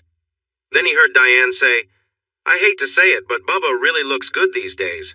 I haven't seen him in workout clothes for a while." Donna and Joe nodded in agreement, and Chris smiled as he reconsidered what he thought was awkward. After they showered, they decided to take Chris's Ram to TCU and explore the campus. None of them, including Joe, had ever been there, and they were all impressed by the beautiful and compact campus. They couldn't buy any TCU gear since the bookstore was closed until the 27th, but they enjoyed a meal at world-famous Dutch's Hamburgers, where they had burgers and onion rings with shakes. They then walked around the campus and the football stadium. The football team was in Phoenix for a bowl game, and the students were home for the holidays, so they managed to sneak into the stadium through a gate that was only loosely secured. Amon G. Carter Stadium was nice and small, but much smaller compared to Neyland Stadium, where Chris's Volunteers played. It had recently been updated, and there were plans for added seating and luxury boxes. Chris kept quiet, but he knew about the new construction starting in January since it was one of his projects. The other project was a new stadium for the Texas Rangers. He wasn't too excited about that one, but he was looking forward to the challenge. Back at the apartment, they brought gifts from the RV inside, and then Chris followed Dan to a nearby RV park where he had made reservations. After checking in and getting settled, they went back to the apartment. The ladies had beautifully arranged the gifts around the tree. Christmas songs were playing, and cookies for Santa were baking. The once plain apartment felt cozy and inviting. They had been invited to a small Christmas Eve party at the Beck's home. The ladies wore their best casual outfits, while the men chose jeans, sweaters, and jackets. Though they felt a bit less dressed than the women, they still received compliments. The party was lively, filled with many interesting people who enjoyed showing off. There was a bit of competition in how everyone presented themselves, but the Alexanders and their guests held their own and made positive impressions on most of the crowd, except for a few who were a bit too proud or jealous. Joe, Diane, and Donna skillfully handled unwanted attention and smoothly redirected any advances. Chris noticed that many women were quite forward with their interest in him. Dan and Deborah also attracted attention when they were apart, but their wedding rings helped keep the more aggressive flirts at bay, even on a bustling Christmas Eve. At midnight, they thanked their hosts and returned to the apartment to open one gift each. Diane, Donna, and Deborah chose large boxes with similar wrapping. Joe had a small box wrapped in silver that was labeled, "From Santa." The others encouraged her to pick a larger box so they could match, and they all opened their gifts together. Inside, they found sweaters and stylish skirts with matching boots. Dan and Chris had similar gifts with new boots and finely crafted belts. As the night wore on and excitement faded, yawns began to surface. They hugged goodbye, and the Alexanders headed off to their RV park. Joe and Chris waved goodbye, exchanged awkward goodnights, and went to their rooms. Although they seemed closer when with family, there was an unmistakable sense of uneasiness between the roommates when alone in the apartment that hadn't been there before. As he had anticipated, his family returned at 8:30. Chris, wearing his new boots and belt, had coffee brewing, a tray of biscuits in the oven, a pan of grits cooking, and sausage gravy warming up when they arrived. After sharing hugs and smiles, the sisters went to find their new friend, who emerged in her new outfit, stunning everyone, including Chris. She wore a red sweater with her golden hair flowing over it, and her fashionable golden skirt and knee-high boots took everyone's breath away. Jo felt herself blush, their mom smiled, and the sisters giggled at Chris's reaction. Chris and his dad kept looking at each other until Mom thanked him for making breakfast and urged them to eat. After a quick cleanup, Chris placed the big ham in the oven while everyone got ready in the living room for their gifts. Chris took on the role of Santa, carefully stacking presents around each person until everyone had their share. The family tradition was to open gifts one at a time so that everyone could enjoy the moment together. They started with the youngest, Donna, and ended with the oldest, Dan. Jo held a silver-wrapped gift from Santa, but Chris playfully reminded her that gifts from Santa were opened last, so she put it back and chose another instead. For the ladies, the gifts included clothing, fancy perfume, and stylish athletic shoes and socks from Jo. The men received aftershave and nice shirts, but their big surprise was matching shotguns from Italy. Jo gave Chris a new pair of cross trainers that he had needed. She gave their dad a camouflage jacket for his bird hunting hobby, and he excitedly thanked her, making her smile brightly. After each gift was opened, hugs and kisses were shared between the giver and receiver. Chris got a soft kiss on his cheek when Jo opened her new iPhone, which had a note saying it was covered by his plan. Jo had teary eyes but managed to stay composed and said it was Diane's turn. After everyone else had opened their gifts, only the presents from Santa were left. When Donna opened her box, she found diamond earrings and squealed with joy. "Santa knew I just got my ears pierced." She jumped up, ran to Chris, hugged him tightly, and exclaimed, "Tell Santa I love him." Chris hugged her back and promised he would.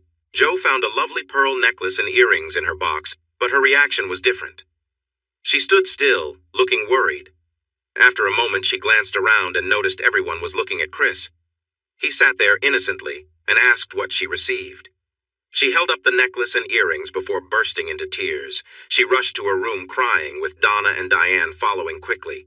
Mom shook her head with a smile at Chris and went after the girls. Dan turned to Chris with a knowing smile. "That was quite a gesture, son. Maybe a little too much? She can't give back, you know." Chris shrugged, looking confused. Santa had a good year and wanted to give her something nice since she only has inexpensive jewelry and has been through a lot lately. I think he wanted her to know she's still on his nice list. "You have a kind heart, and I am proud of you. So are your mom and sisters. You care deeply, but sometimes you might go a little overboard. She's not someone who is broken and needs fixing, you know. And if you want to help, remember that you can't change her life in just a week or two. You need to take your time and be gentle. She's a strong-willed girl who has navigated through tough times, and she plans to shape her own future. They will be back in a bit. Ask her to show you her talent and act surprised. She will understand, but it gives her some cover. Like I said, she is a proud girl." They came back in less than 5 minutes, and Chris followed his father's advice. She still looked a bit upset, but most of the worry went away from Joe's lovely face when he asked if he could help her with the necklace. She wanted to put on the earrings first. The pearl earrings hanging in her golden hair were lovely, but once he managed to clasp the pearl necklace around her neck, it looked even more beautiful. He moved around to stand in front of her, taking in the sight, and said, "Very nice. Santa must think you're on the nice list." She gently bit her lip and replied, "Thank you for the kind words. Santa is really generous to a girl from the Ouachita." They shared a smile at their little joke, and he went back to his seat. "Your turn, Diane." Santa gave Diane a gold tennis bracelet with charms representing her sorority and the student government. She squealed with delight, hugged Chris tightly, and joyfully exclaimed, "Thank you, Santa! You're the best!" Deborah received a diamond watch from Santa to replace the one her dad gave her for Christmas 30 years ago. It had stopped working, and the jeweler said it couldn't be fixed. With tears in her eyes, she sat on her son's lap, took his face in her hands, and told him, "Tell Santa that I love him so much and that he's the sweetest man in the world." Santa had one last gift, a sports watch for Dan that tracked his heart rate, blood pressure, exercise, and sleep. He didn't sit on Chris's lap, but Dan hugged him tightly instead, saying thank you to Santa. The table was beautifully set and filled with warm food that Chris and Joe had prepared. Green bean casserole, broccoli with cheese, sweet potato pie, a large ham, and fresh bread from a bakery nearby. The pecan pies were also from the bakery, but Jo made the brownies herself. After cleanup, they planned to go for a long walk along the river to enjoy the outdoors. When they got back, they kept their Christmas tradition by watching It's a Wonderful Life. They felt sluggish from eating too much, so Diane started browsing through his DVD collection. She found a set of movies starring Grace Kelly, To Catch a Thief, Rear Window, and The Country Girl. "Oh, you still like Grace Kelly, huh?" she joked. "Which one should we watch?" To Catch a Thief got the most votes. Halfway through the film, Diane paused it on a scene of Grace Kelly with her hair blowing in the wind. She turned to Jo with a thoughtful look and said, "Wow, you could be her little sister?" Jo was surprised. She didn't know much about Grace Kelly, and no one had ever said she looked like her before. Sure, guys might have compared her to some stars when they were trying to impress her, but never Grace Kelly. She wondered if anyone from her hometown had even heard of her. Everyone looked at Jo, then back at the screen, and then at Jo again. "The golden ratio," Chris suggested. One by one, the others nodded. Jo replied, "I have no idea what that means. Can we just watch the movie? This is kind of strange." They continued watching the film without saying anything more, but Jo started to notice moments when the main actress did remind her a bit of herself. After the movie, Jo asked, "So Chris really likes Grace Kelly?" "Not quite an obsession," Deborah said with a grin. "But Dan and I have always enjoyed Alfred Hitchcock's films. When Chris was around 12, we watched this movie together. About halfway through, Chris asked about the pretty blonde lady. We told him about the Princess of Monaco and how she passed away in a car accident when she was young. He was really interested, and she kind of became his idea of beauty. He often compares celebrities to her in a not-so-flattering way. The golden ratio is a way to measure parts of her face," Deborah continued. "A man named Marquardt said this ratio defines beauty in a mathematical way. He even made a shape that should fit her face perfectly. Chris thinks it fits yours, too." Jo had a slight frown as she listened, then looked confused by the idea that beauty could be measured. While she understood that beauty is in the eye of the beholder, the concept of the golden ratio was new to her. Then she smiled when she realized what his mom said and teased Chris, "So I'm your idea of beauty." "I didn't say that. I just mentioned the golden ratio might fit you," he replied with a grin. Her smile widened, making Chris's sisters laugh, and their parents chuckled too. He knew he was in trouble, so he awkwardly told Diane to start the movie again. That only made everyone laugh louder. His dad saved him by suggesting they have sandwiches with leftover bread and ham, along with some of Jo's delicious brownies. They agreed and went to the kitchen, with Jo still wearing a smile. After another meal and a walk before dark, the Alexanders took the Jeep, packed full of things they had collected, back to the RV park. With everyone else gone, things felt a bit awkward, so they all went to bed early. The next 4 days flew by. The day after Christmas, the whole family exercised, ran, visited, ate, and watched the TCU Horned Frogs play the California Bears in the Cheez-It Bowl. It was a tough game, with the Bears scoring first and the Horned Frogs tying the game in the fourth quarter. They ended up in overtime tied at 7, and the Frogs kicked a field goal to win 107. People remembered the game for its many interceptions, strong defenses, and struggling offenses. The women grew bored and went to Jo's room during halftime. Dad felt sleepy and dozed off. Chris was bored too, but he just couldn't look away. He had to see what would happen next, maybe a surprising interception, a fumble, or a blocked punt. It was clear neither team could score easily, so he hoped the strong defenses or special teams would create a chance. He sighed with relief when the Frogs made the field goal in overtime, not just because they won, but because the game was finally over. They kept up their daily workouts, went to a Mavericks basketball game in Dallas, visited the Fort Worth Zoo, and hit the TCU bookstore as soon as it reopened. With plenty of purple and white clothes to wear, they proudly cheered for the Horned Frogs during a men's basketball game on the 29th. The girls had become very close friends, often disappearing into Jo's room or wandering off somewhere together. In those moments, Chris could hear soft talking, giggles, and laughter, sometimes interrupted by loud bursts of joy. His parents thought it was wonderful how well the girls got along. He was curious about what they were laughing about. His mom thought it was so sweet that she sometimes joined them. When that happened, things grew quieter, yet the giggles became louder. His dad just smiled at Chris's frowns and encouraged him to let the girls enjoy themselves. The 30th arrived too soon. The Alexanders packed into their RV and drove back to Nashville for a New Year's Eve party at their favorite neighbor's home. The sisters hugged Joe tightly before leaving, promising they would come to visit often. Donna renewed her promise to apply to TCU, and Mom wiped her tears while Dad watched quietly. Chris got hugs and kisses too, but not like their new best friend. Suddenly alone and left to their own plans, Joe and Chris felt a bit off. Without anyone saying anything, things had changed. They exercised, ran, and worked on their computers, but the easy friendship they had before was now tense. Neither knew how to move forward. On the 31st, Chris was studying the design for the Carter renovation and expansion when Joe left around noon to go to the gym. When she returned, he was gone, and there wasn't even a note. However, on her bed lay a shiny silver dress, and on the floor were matching heels.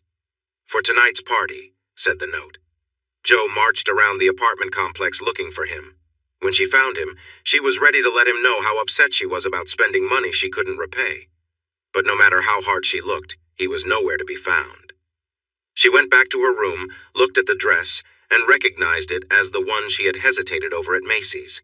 She ran her finger down the soft material, admired how it sparkled in the light, and then held it against herself while looking in the mirror. Wow, no wonder Chris bought it for her. He clearly thought she would look great in it. She sat down on the bed, laid the dress beside her, curled up, and had a long talk with herself. Chris didn't come back until an hour before the party was to start at 8. Joe was in her room, so he quietly began getting ready in his. He came out 10 minutes before the party started and took a seat on the couch. Joe appeared 5 minutes before they were to leave, looking stunning in her silver dress and high heels, with her pearl earrings and necklace. Although she still felt uneasy about his expensive gifts, when she saw his face, all her doubts faded. She was 18 and had never had a boyfriend before, but she recognized the admiration in his eyes. Suddenly, she loved the dress. His charcoal suit matched perfectly, and together they looked like royalty at the NYE Clear Fork Ball until the clock struck midnight. Not long after they arrived, Joe noticed that Chris wasn't the only one who thought she looked beautiful. Many people complimented her, and several even tried to ask her to dance. She joked with them but turned down their offers. As they had agreed on the way to the party, she danced with anyone who asked, including Chris, who asked often. He also danced with others. But Joe realized she noticed more than she thought she would. Too many beautiful women were drawn to him, and it seemed like many were making their interest clear. This made her feel uneasy. For the first time, she experienced jealousy about a man. Finally, around 11:20, after a persistent brunette in a revealing dress had been dancing closely with Chris, Joe turned down dance requests and ignored other advances. She made up an excuse to go to the restroom and then set out to find her roommate. After finishing his dance with the brunette, who smiled and said she would look for him later, Chris stood tall and scanned the room, searching for someone. He frowned when he couldn't find what he wanted, but then smiled brightly when Joe appeared and took his arm. "I have an idea, Chris," she said. "I know you've had many offers tonight, but what if we danced only with each other for the rest of the evening? Would you want to do that?" Wow. If the belle of the ball wants to spend an hour away from her admirers, who am I to say no? I accept, and I bet you've had more offers than I have. "None included just dancing, Chris, unless you count dancing in cars," Joe said with a laugh. His favorite song started playing, and Chris offered his hand. She took it, and they were still on the dance floor, swaying together even after several more songs played. When the music stopped, the countdown began. 10, 9, 8. As the first notes of Auld Lang Syne started, Joe stood on her tiptoes, looking up into Chris's eyes, her hand resting on the back of his neck and her other hand holding his arm. He hesitated, then Joe gently pulled his head down and gave him a passionate New Year's kiss. Moving in his arms, she leaned closer against him. She wrapped her arm around his back, getting even nearer.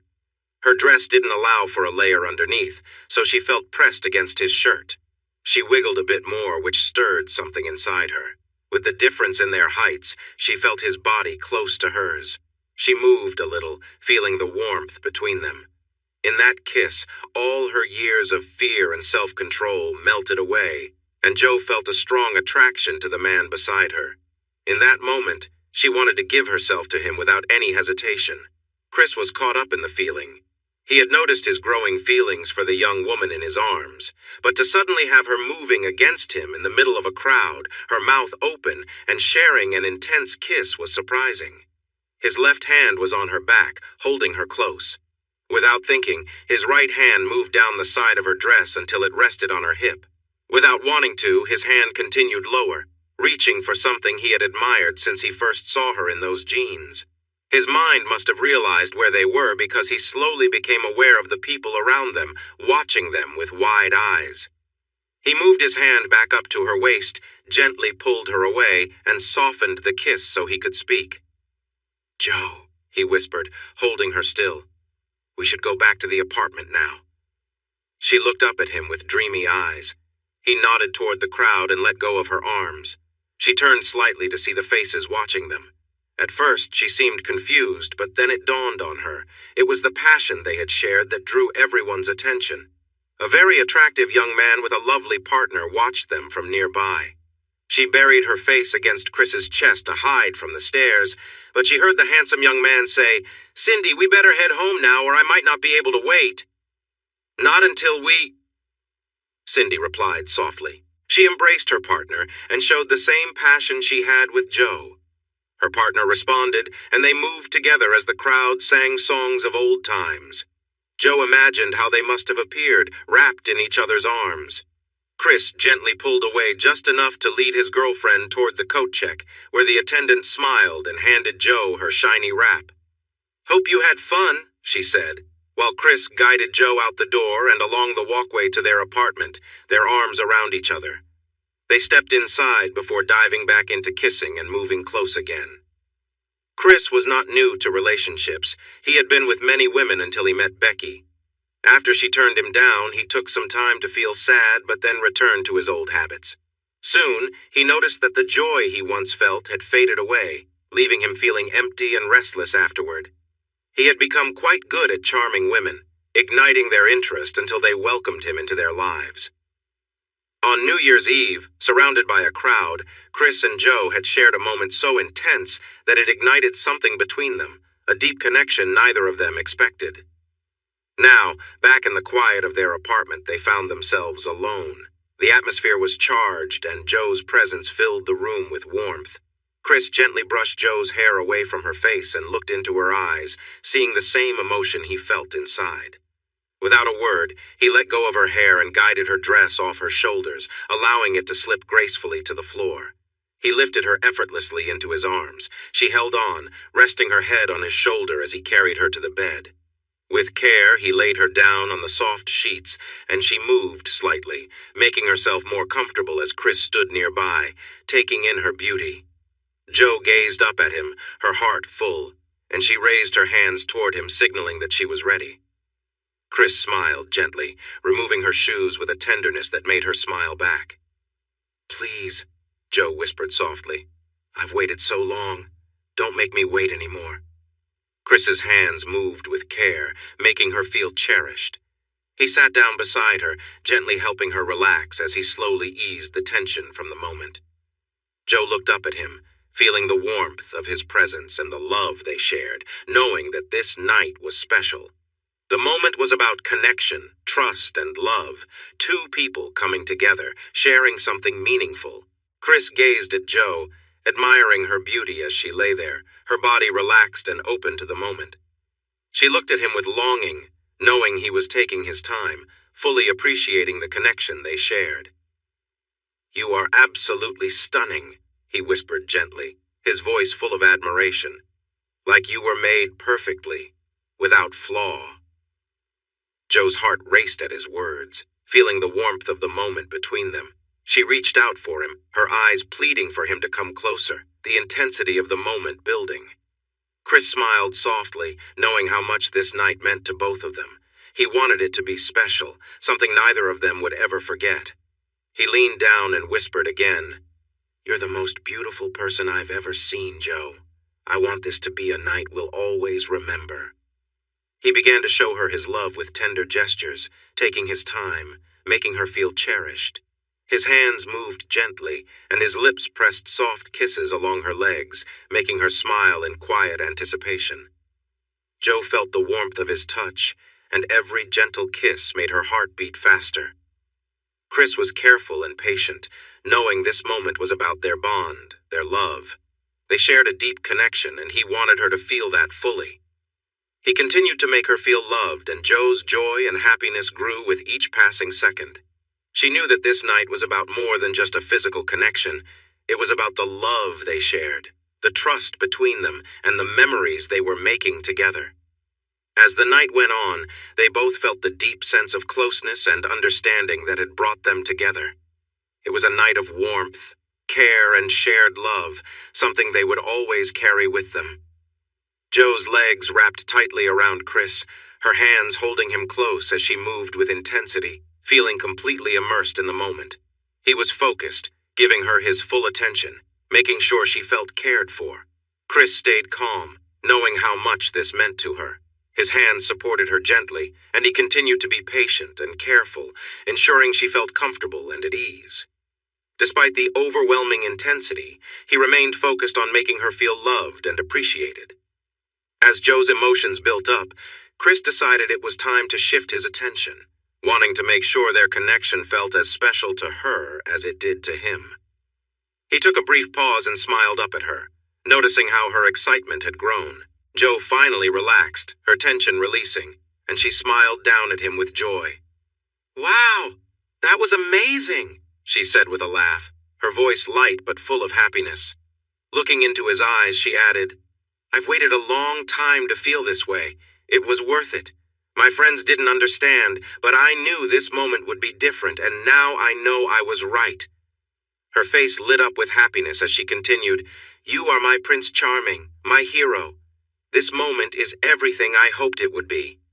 She smiled, clearly feeling a mix of satisfaction and joy, but then teasingly warned, "But if you don't give me a break, I might need to ask for some space. Even I can only handle so much excitement in one night." Chris chuckled, giving her a soft, reassuring smile before gently stepping back, allowing her to relax fully as they shared a quiet, contented moment together.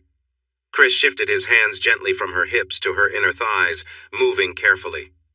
He hesitated for a moment, but Jo didn't pull away. As he paused, a question formed in his mind. "You're a virgin?" he asked softly, a bit surprised. Jo smiled playfully and responded, "I told you, Prince Charming, I saved myself for you, so yes, I am." Chris felt a mix of emotions, mostly awe and gratitude, but also a little disbelief. "Jo, I'm sorry, I didn't know. I assumed someone as amazing as you." He trailed off, feeling unsure. She laughed lightly. "Didn't I prove to you I'm wild like a river? I nearly overwhelmed you." "Yes, but I thought, you said you choose who and when," he replied, still a bit confused. "I do and I did. I chose you," she said with a smile. "Though I guess I didn't know enough to pick exactly what would happen." Jo's playful grin returned and she teased him. "But there's still something left, right? I'm still a virgin and I think it's about time that changes, don't you?" Chris looked at her thoughtfully, and Jo, with a mix of affection and impatience, tugged at his hair. "Come on, Chris. I choose you for this too. Let's make this night complete." Chris smiled but didn't rush. He kissed her softly, letting the moment be about them, taking his time. Jo, feeling the growing connection, wrapped her arms around him, her excitement clear. As the night went on, Jo's playful nature returned. "You're going to wear me out with all this care," she teased, but there was warmth in her voice. "Now come here, Christian." Chris was gentle and careful, making sure Jo was comfortable and at ease. He moved slowly, watching her expression for any sign of discomfort. When she asked him to wait, he stopped immediately, giving her a moment to adjust. She smiled up at him, half joking. "I didn't know this would be quite so much." "And I didn't know you'd be such a challenge either," he replied with a grin, the mood light but filled with love. The night was about trust, closeness, and love, and together they shared something special, making it a moment neither of them would forget. They took their time, letting their bond grow stronger with each passing second, knowing this night was just the beginning of something deeper. Joe looked at Chris nervously. "Are you sure this will work?" Chris smiled gently, trying to reassure her. "I think it will. It might take a little time, but once we're together, everything will fall into place." He knew she was feeling anxious, given how delicate she seemed, and he wanted to make sure she felt safe. "Maybe you should be in control. That way you can go at your own pace." Joe hesitated but agreed, adjusting herself cautiously as Chris shifted beneath her. She gasped at the unfamiliar sensation. "Wow, I didn't expect this. You're really not small." Chris laughed softly, trying to lighten the moment. "It's just that you're petite, Joe. Take your time, there's no rush." As Joe moved carefully, Chris's hands rested gently on her sides, offering comfort. He was patient, encouraging her to go slowly and find what worked best for her. Joe winced slightly, feeling overwhelmed. "Chris, this feels so different. I don't know if I can handle all of it." Chris reassured her again. "You don't have to rush. We can stop any time. We can take this at your pace." But Joe was determined. "No, I want this. I want tonight to be special, something we remember." She leaned down, kissed him softly, and with a mix of nervousness and confidence, she continued. Chris admired her strength and bravery, knowing how much this meant to her. He supported her, making sure every step was comfortable. The night was filled with moments of tenderness and love as they shared something meaningful and built trust between them. Joe's focus was on their bond, knowing this experience was about connection, not just physicality. They took their time, moving together slowly, letting their love guide them through the night. Joe's eyes widened in surprise, and she gasped as she felt a sudden shift. She collapsed onto Chris's chest, letting out a soft, teasing complaint. "Ouch! That hurt, you big brute!" she said, though there was a note of amusement in her voice. Chris chuckled gently. "Hey, I wasn't the one who decided to rush things. You did that all on your own," he teased back, trying to lighten the mood.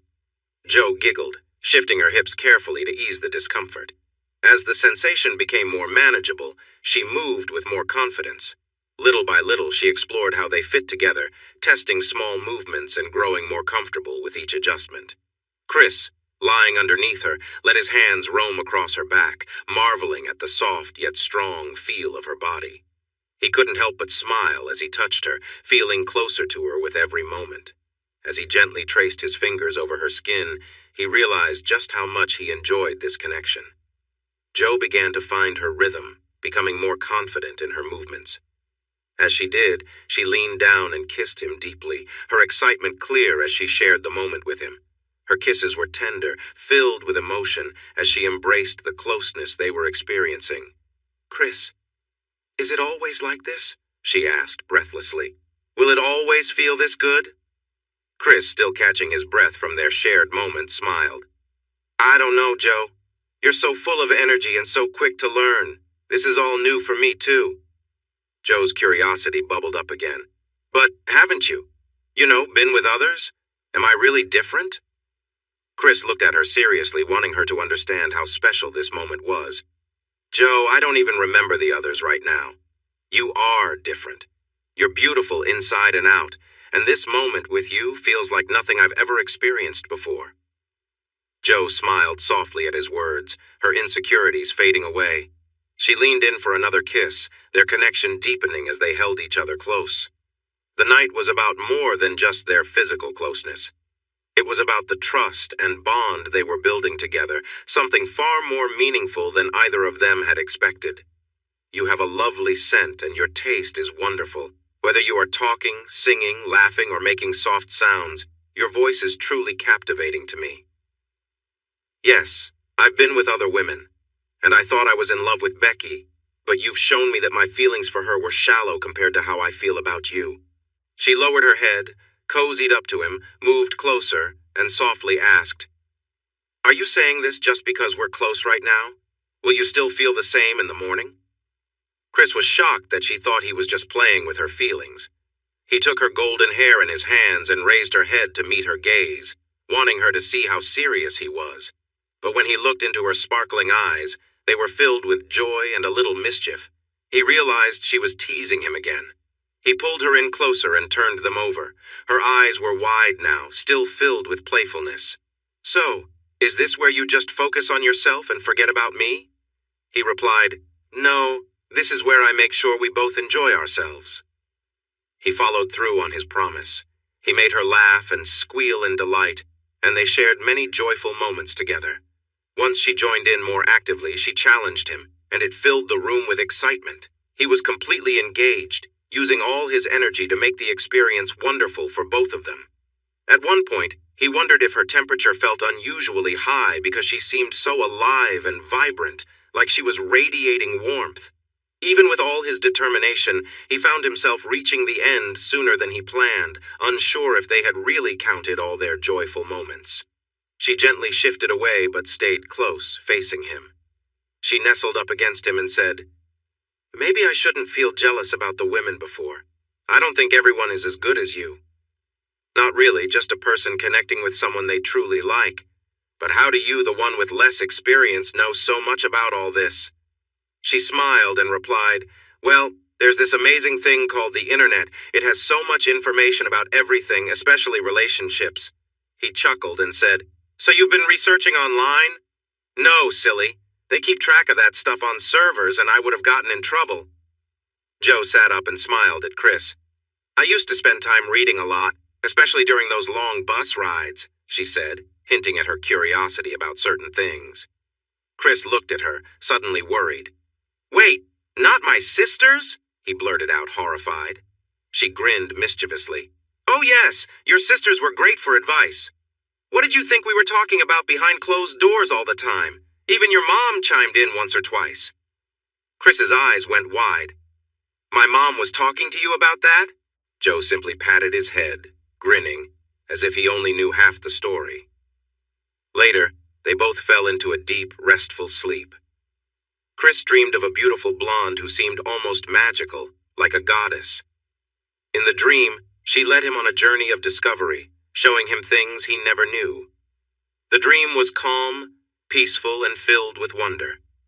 When he woke up, Jo was lying next to him, her head resting on his chest. She looked up at him with a playful expression. Chris couldn't help but smile as he admired the moment of quiet happiness between them. Suddenly, the silence was broken by the ringing of his phone. Chris laughed, ignoring the sound. "Let's not worry about that. Let's just enjoy the morning," he said, pulling her close. Jo laughed too, playfully pushing him away. "Not today, Chris. I need some rest. We can save the rest of the day for something else." She winked, teasing him lightly. Chris smiled, knowing they shared something special. The moment was filled with warmth and affection as they settled back into each other's company, enjoying the quiet morning together, free from any distractions or worries. She looked at his phone on the nightstand, smiled, picked it up, and put it on speaker. "Say hello," she signaled with her lips. "I'm sorry, but my car warranty hasn't expired yet. Call me back in 5 years, Chris replied. Jo had to cover her mouth to stop the laughter. "Chris, stop that. We're calling because Jo isn't answering her phone, and we want to wish her a Happy New Year." "Where is she?" Donna asked. "Don't you want to wish your sweet brother a Happy New Year?" he said, pretending to be hurt. "Happy New Year, Chris," they all said together, and then Donna asked, "Now where is she?" "I'm not sure. We went to the party last night. I had too much to drink, and she left with a big guy. No telling where she is now." "Chris," his sister yelled, "you better not be lying. Jo would never do something like that." "Don't yell. My head hurts, and I feel heavy." "Are you okay? You're not having a heart attack, are you?" Diane asked quickly. "Give me that phone, you knucklehead," Jo said. "No, he's just teasing you two." "Jo, where are you? Are you in bed with Chris?" Diane asked loudly. She managed to break free from him, jumped off the bed, and ran out of the room giggling when he tried to grab her. As he heard her door slam and lock, he sighed. "No morning fun for you, brute. Might as well get up and make coffee." The laughter and playful shouts from Joe's room were cheerful and loud. He smiled and enjoyed his fresh coffee. Without his phone, he couldn't check the news, so he let his mind drift to their first night together. "Wow, she is even more stunning than I thought. The way others look at her is something else. If they ever see how amazing she really is, I might need to keep a closer eye on her," he thought. But now that she knows how much she enjoys being with someone, will she want to explore? She's so beautiful. How will I keep her close? Why would you even think that? You wouldn't want to hold her back during her college years, would you? She needs to enjoy her time and make great memories, just like you did. She's just 18. You can't keep her here. She deserves to experience everything. She's a star in her own right, not just someone's partner. Accept that this is her path. You had bad timing with this. Let her go and grow. Maybe one day she'll come back, though maybe not. Tough situation, my friend, but it's true. She's young, but a smart and beautiful young lady, so you need to let her find her own way. His own point of view weighed on him. He thought about adding a little something to his coffee, but changed his mind when he heard her door open. She walked toward him, wearing a loose jersey that showed a hint of white underneath, looking as nice as she had the night before in her pretty dress. Not as carefree as when she was resting on his dark sheets, but still. All thoughts of giving her space left his mind. Forget about the future. She was here with him now. She placed his phone on the counter, poured herself a cup of coffee, set it next to his, and sat right on his lap. I really love your family. They are all so sweet and fun, she said happily after giving him a quick kiss. I hope you're talking about my sisters. If my parents called you three, I'm going to change my number. She giggled. I didn't hear your dad's voice, so I don't know where he was. Please don't tell me my mom was there listening to you all talk about last night. Not the whole time, silly, she laughed again. She just came in to say hello and wish us a happy new year.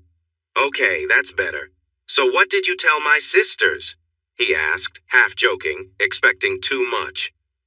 Do you really want to know? She asked playfully, shaking her head. Maybe not. So how is the little kitty feeling now? Ready to have some fun? Maybe after a nice walk to the hot tub and an hour of relaxing, but not just yet. Well, let's get moving, he said cheerfully. Time is ticking. Coffee, breakfast, get dressed, walk to the hot tub, then we'll see how things go. But first, I need more coffee, and then you need to make me breakfast. You can't expect me to burn all my energy without feeding me. I can't get you coffee or make breakfast with someone sitting on my lap, can I? Do you really want me to move? She asked, shifting playfully on his lap. Well, maybe not right now, he replied with a smile. She sipped her coffee and talked about the fun they had dancing the night before. Then she shared stories about the people she met, the guys who danced with her, and some girls she thought were being too interested in Chris, saying he should stay away from them. He listened, smiling to himself. She was young, but sounded just like some of the other girls he had dated. Do you want breakfast, or are you planning to sit on my lap all day talking about the dance? He asked, pretending to be annoyed. She stood up. No, I'm letting you up because you need to make me another cup of coffee. Yours is better than mine, and then you need to feed me. I'm starving. He made her coffee, then cooked her breakfast and ended up feeding her literally.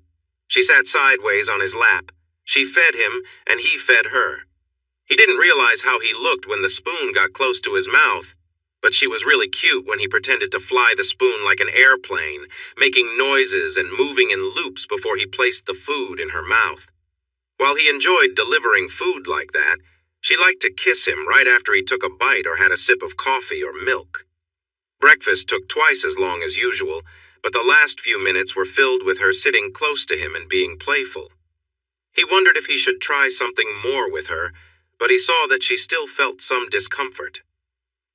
After they cleaned the kitchen, they put on their swimsuits and flip-flops and strolled to the hot tubs by the central pool, holding hands and chatting. When Joe removed her cover-up, he noticed and appreciated her. Joe glanced down, giggled, looked around, and said, Not yet. Let's see how things go in the hot tub. As they prepared to enjoy the hot tub together, 2 more couples came outside. She was sitting on him, and he was being affectionate towards her when they heard the friendly voices. She returned to her seat beside him, and he leaned forward a bit to be less noticeable. There were 2 hot tubs, but the other couples spotted them and came over. I don't know if you remember us from the dance, but I'm Mary, and this is my husband, John. This is Don and his wife, Lynn. They recognized each other, and Joe and Chris invited Mary, John, Don, and Lynn to join them. Chris was glad the bubbles hit him a bit, and Joe was drawing attention from the men. Chris sat next to Joe with Mary beside him, then John, Lynn, and Don filling up the space. While it was an 8-person hot tub, it was already getting cozy with everyone so close together. The conversation flowed easily, with Joe asking about where they were from and what they did. John and Don had recently graduated and were working for a nearby cybersecurity startup. They were pleased to learn that Chris had a degree in engineering along with courses in management and business. They even joked about their fraternity connections, sharing laughs and secret handshakes. Mary and Lynn were seniors and proud of their achievements. Everyone was surprised to learn that Joe was a new freshman. "We thought you were at least 21, Lynn exclaimed. "Oh my goodness, you're very mature for your age. You and your, what, boyfriend, or are you married?" Joe looked at Chris, who smiled at her. "He's my boyfriend, my new boyfriend." "Well, new or not, you two made a big impression at the party last night. You in that sparkling dress and those lovely pearls. You stole the show. And Chris in his matching suit, wow. Half the people there wanted to talk to you, and some tried to talk to both of you." "None of us did, though. We're all newlyweds, but we did chat about you." Don turned to Chris. "So, how old are you, Chris? What's your story?" "I'm the oldest in the group," he said with a laugh. "I'm 25. I work for Beck Construction as a project manager." "Project manager at 25. That's pretty impressive.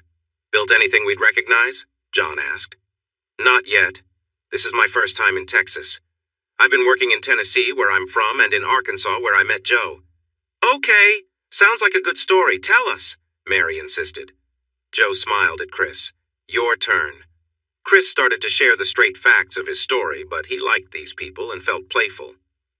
"This lovely girl here is so talented she graduated high school early. TCU offered her scholarships, but she needed a ride down here, so I offered to help. We chatted, and she mentioned she was from the Ouachita region wearing faded jeans.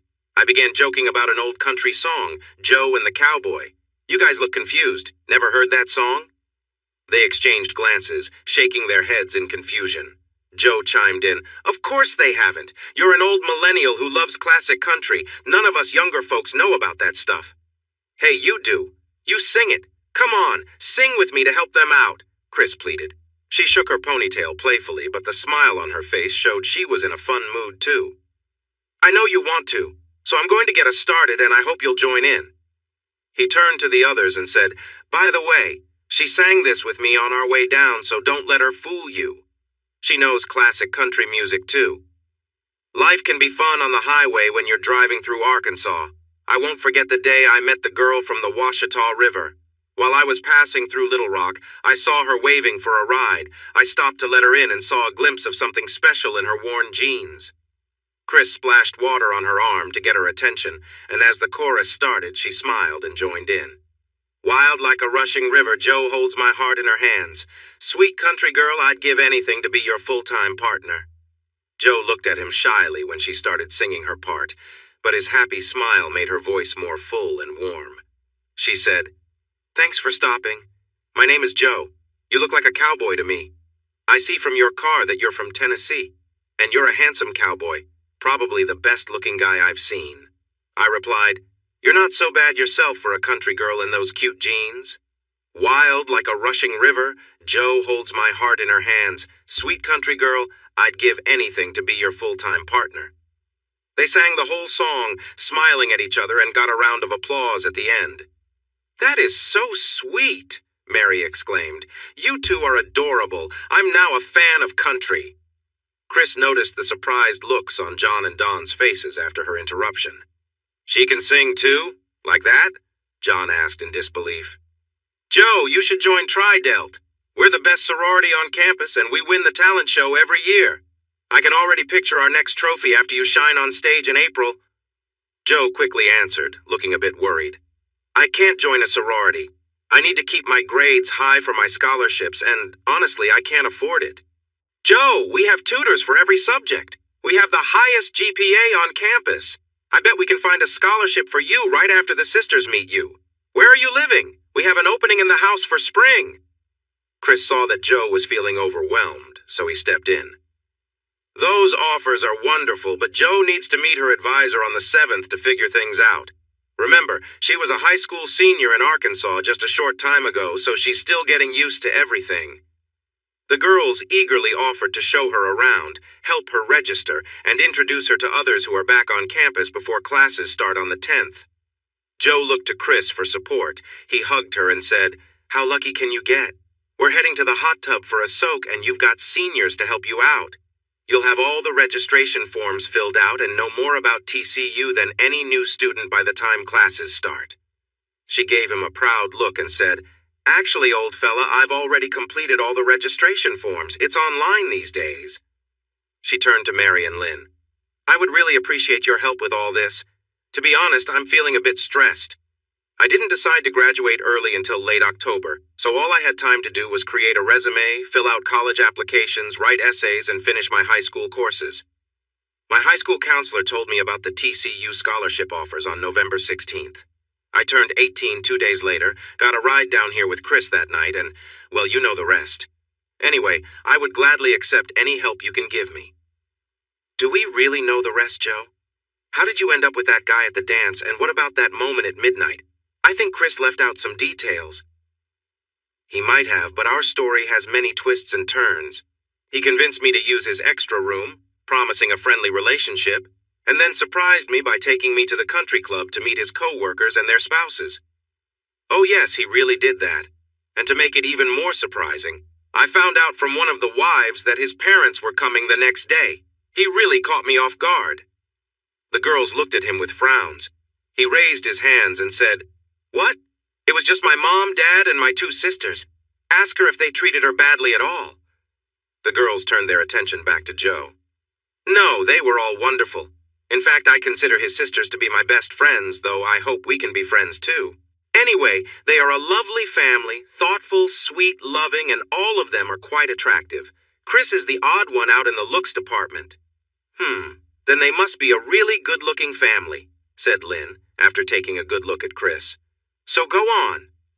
"They are also kind and generous, and they give really nice Christmas gifts. Did you see the dress, shoes, and pearl earrings I wore at the ball? Those were gifts from Santa, and his family filled my closet with nicer clothes than I've ever had. To be honest, my kind roommate also bought me a few things, like 4 dresses and 4 pairs of jeans and blouses, so I wouldn't stand out in my old jeans and hoodies when I started school. I told him I wasn't looking for someone to take care of me, but he did it anyway, no strings attached." "Oh, wow. So the charming older guy who said he was just your friend got you clothes and jewelry? Did he really keep his promise of no strings attached?" "Because I would have been pretty curious about why he was interested," Mary joked. "He did, but he started to like me during all this maybe while I was wearing that little black dress and the heels he bought me for meeting his bosses, or maybe when we went to the event. I'm not sure, but I think it was during our first run along the river. He kept falling back and watching me and had this funny expression." Chris just shook his head and smiled while the others cheered him on. Finally, he said, "Actually, it might have been the first time I saw you in those fitted jeans." "Oh, that was the first time he met you when you got a ride with him, right? Just like the song?" Lynn said to a smiling Joe. They exchanged smiles, and Mary added, "You two are adorable. But those looks aren't just friendly, and the kiss he gave you last night. Wow, not just friendly." "He didn't kiss me last night, I kissed him. I got tired of playing it cool around him and of waiting for something to happen, so I took charge, and then quickly lost my nerve. I don't remember a lot about that first kiss, other than wishing it would go on forever. But to make a long story short, things escalated. I woke up in his bed this morning, and now he finally admits that I'm his girlfriend. You know, I don't really enjoy romantic comedies that much, but you two tell a good story," John said. "After hearing it, I'm feeling the urge to take my wife for a nap. But before we go, I want to say it's a wonderful tale. Even though we only got a cleaner version, my mind filled in the gaps quite well. I thought our first meeting at a party was something special, but wow! You two lived out Joe's song and created quite the story with your first kiss. That's what I call a great story. Now, my lovely wife, I'd like to stiffly walk back to our room and enjoy a nice nap with you." They got up smiling, and he didn't even try to hide his excitement. He grabbed a laughing Mary, and they started across the patio toward their room. Mary looked back. "Thanks, everyone. I can tell he really enjoyed your story." Lynn gave Don a playful look that made him blush and declared, "We need a nap too, sweetheart. My shorts are a bit damp from all this excitement." He got up with a similar look of glee, and they walked quickly down the courtyard to their apartment. This time it was Dawn who looked back and said, "Thanks. Everyone, great story," before being pulled along by Lynn. "Now, where were we?" Chris asked, playfully trying to pull her back onto his lap. No public displays of affection. Besides, Kitty is feeling great, and she wants to try some fun new things on your comfy bed, Joe said playfully. Chris laughed. "Well, I hope Kitty isn't tired because we're wide awake over here," he teased back with a grin. Joe giggled. "Nope, Kitty's ready for some fun, let's go." Thanks for watching this video. Don't forget to subscribe to Infidelity Plus to stay updated with more captivating tales of infidelity and payback. Turn on notifications so you're the first to see our latest content.